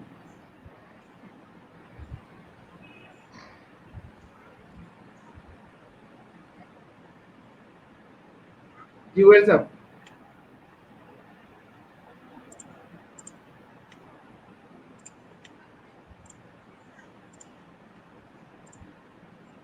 डॉक्टर गोयल आप ऑडिबल हैं? हेलो जी, अब सब लोग आ चुके हैं, बताइए। हाँ हाँ गोयल साहब। सर किसी का और कोई क्वेश्चन बचा हुआ तो नहीं है? नहीं सर, अब आप सर मेरा एक क्वेश्चन था सर। जी बोलिए। जस्ट एक सेकंड का एक था। आई हैव सम क्लाइंट्स जिन्होंने फ्रेंचाइजीज ले रखी है कंपनीज की, बट अब तक उन्होंने एमएसएमई का उनको नॉलेज नहीं तो रजिस्टर नहीं कराया, तो क्या वो रजिस्टर करा सकते हैं? Because they are the franchisee owners only. नहीं, ये ट्रेडिंग हो गई, ये काम जो है ना ट्रेडिंग का ट्रेडिंग होगी। Okay got it. बस वही मुझे लग रहा था शायद ये ट्रेडिंग में आएगा। लेकिन अगर वो कोई मैन्युफैक्चरिंग या सर्विस का काम कर रहे हैं तो एमएसएमई रजिस्ट्रेशन हो जाएगा। देखिए, इसलिए मैं वाइड वे में नहीं देना चाहता था। मान लीजिए उन्होंने फ्रेंचाइजी ले रखी है कि मारुति की डीलरशिप है उनके पास में, वर्कशॉप है। अगर डीलरशिप है तो नहीं, लेकिन अगर वर्कशॉप है तो सर्विस इंडस्ट्री होगी, तो एमएसएमई में रजिस्ट्रेशन होगा। तो सर्विस इंडस्ट्री वाले कर सकते हैं ऐसे में? सर्विस नहीं, अगर कोई मैन्युफैक्चरिंग कर रहा हो, लाइसेंस लेकर मैन्युफैक्चरिंग कर रहा हो तो मैन्युफैक्चरिंग हो गई। Okay, done, got it. ये एक थोड़ा मेरा कंफ्यूजन था बिकॉज़ मेरे को कुछ क्वेरी आई थी। गुड, मतलब निखिल इसमें इस तरीके से है कि फ्रेंचाइजी किस चीज की है, अगर तो सिर्फ उनकी प्रोडक्ट या सर्विस लेके आगे दे रहे हैं फिर तो कोई बात नहीं है, ठीक है ना। अगर अंकित जी किसी भी चीज को समझने के लिए उसके बिजनेस को अंडरस्टैंड करना बहुत जरूरी है। नेचर ऑफ एक्टिविटी क्या है, नेचर ऑफ एक्टिविटी क्या है, वो क्या प्रोडक्ट बना रहा है, वो सब चीजें समझने के बाद ही मेरे हिसाब से अगर कोई क्वेश्चन करेंगे, फैक्चुअल पोजीशन क्लियर होगी तो भी ज्यादा हम अच्छी तरह से उस चीज को बता सकते हैं। बिल्कुल, इसमें या फिर कोई फूड इंडस्ट्री का है, I am just talking about that. हां, मतलब इसमें ये मारुति वाला जो एग्जांपल अभी सर ने दिया ना, ये बिल्कुल परफेक्ट है समझने के लिए। अगर तुम मारुति से गाड़ियां लेके आगे बेच रहे हो तो फिर तो भैया नहीं मिलेगा, लेकिन हाँ कुछ नहीं, फिर कुछ नहीं, रिपेयर भी कर रहे हो या उसकी सर्विस भी कर रहे हो तो मिल सकता है, तो मिल सकता है। तो ये beautiful, thank you sir, thank you so much sir. Okay, bye, thank you. So ठीक है, थैंक यू केके सर, आपने वाली इतना समय निकाला और पूरी प्रगति परिवार की तरफ से आप मैं धन्यवाद कहना चाहता हूँ कि आपने आखिर में भी समय दिया। और थैंक यू रजनीश जी, आपका तो खैर आशीर्वाद हमें हमेशा मिलता ही रहता है, लेकिन आज आपने स्पेशली रात के समय निकाला, तो thank you very much for it. Thank you. और हमारे जो भी व्यूअर्स हैं, अगर कोई भी सवाल आपको अभी भी रह गया हो तो आप रजनीश जी से कांटेक्ट कर सकते हैं, उनकी आईडी हम यहाँ पे छोड़ देंगे, तो आप कभी भी उनको करिए, हमारा रेफरेंस दीजिए प्रगति क्लब का, वो खुश होकर आपका जवाब देंगे। सो सर, ये आपके भी पे कर दिए प्रॉमिस मैंने पहले ही। कोई बात नहीं सर, आप you are the right sir ji. So thank you very much guys हमारे साथ जुड़े रहने के लिए, और जल्दी मिलते हैं आप सबसे। वंदे मातरम। Thank you so much, bye bye.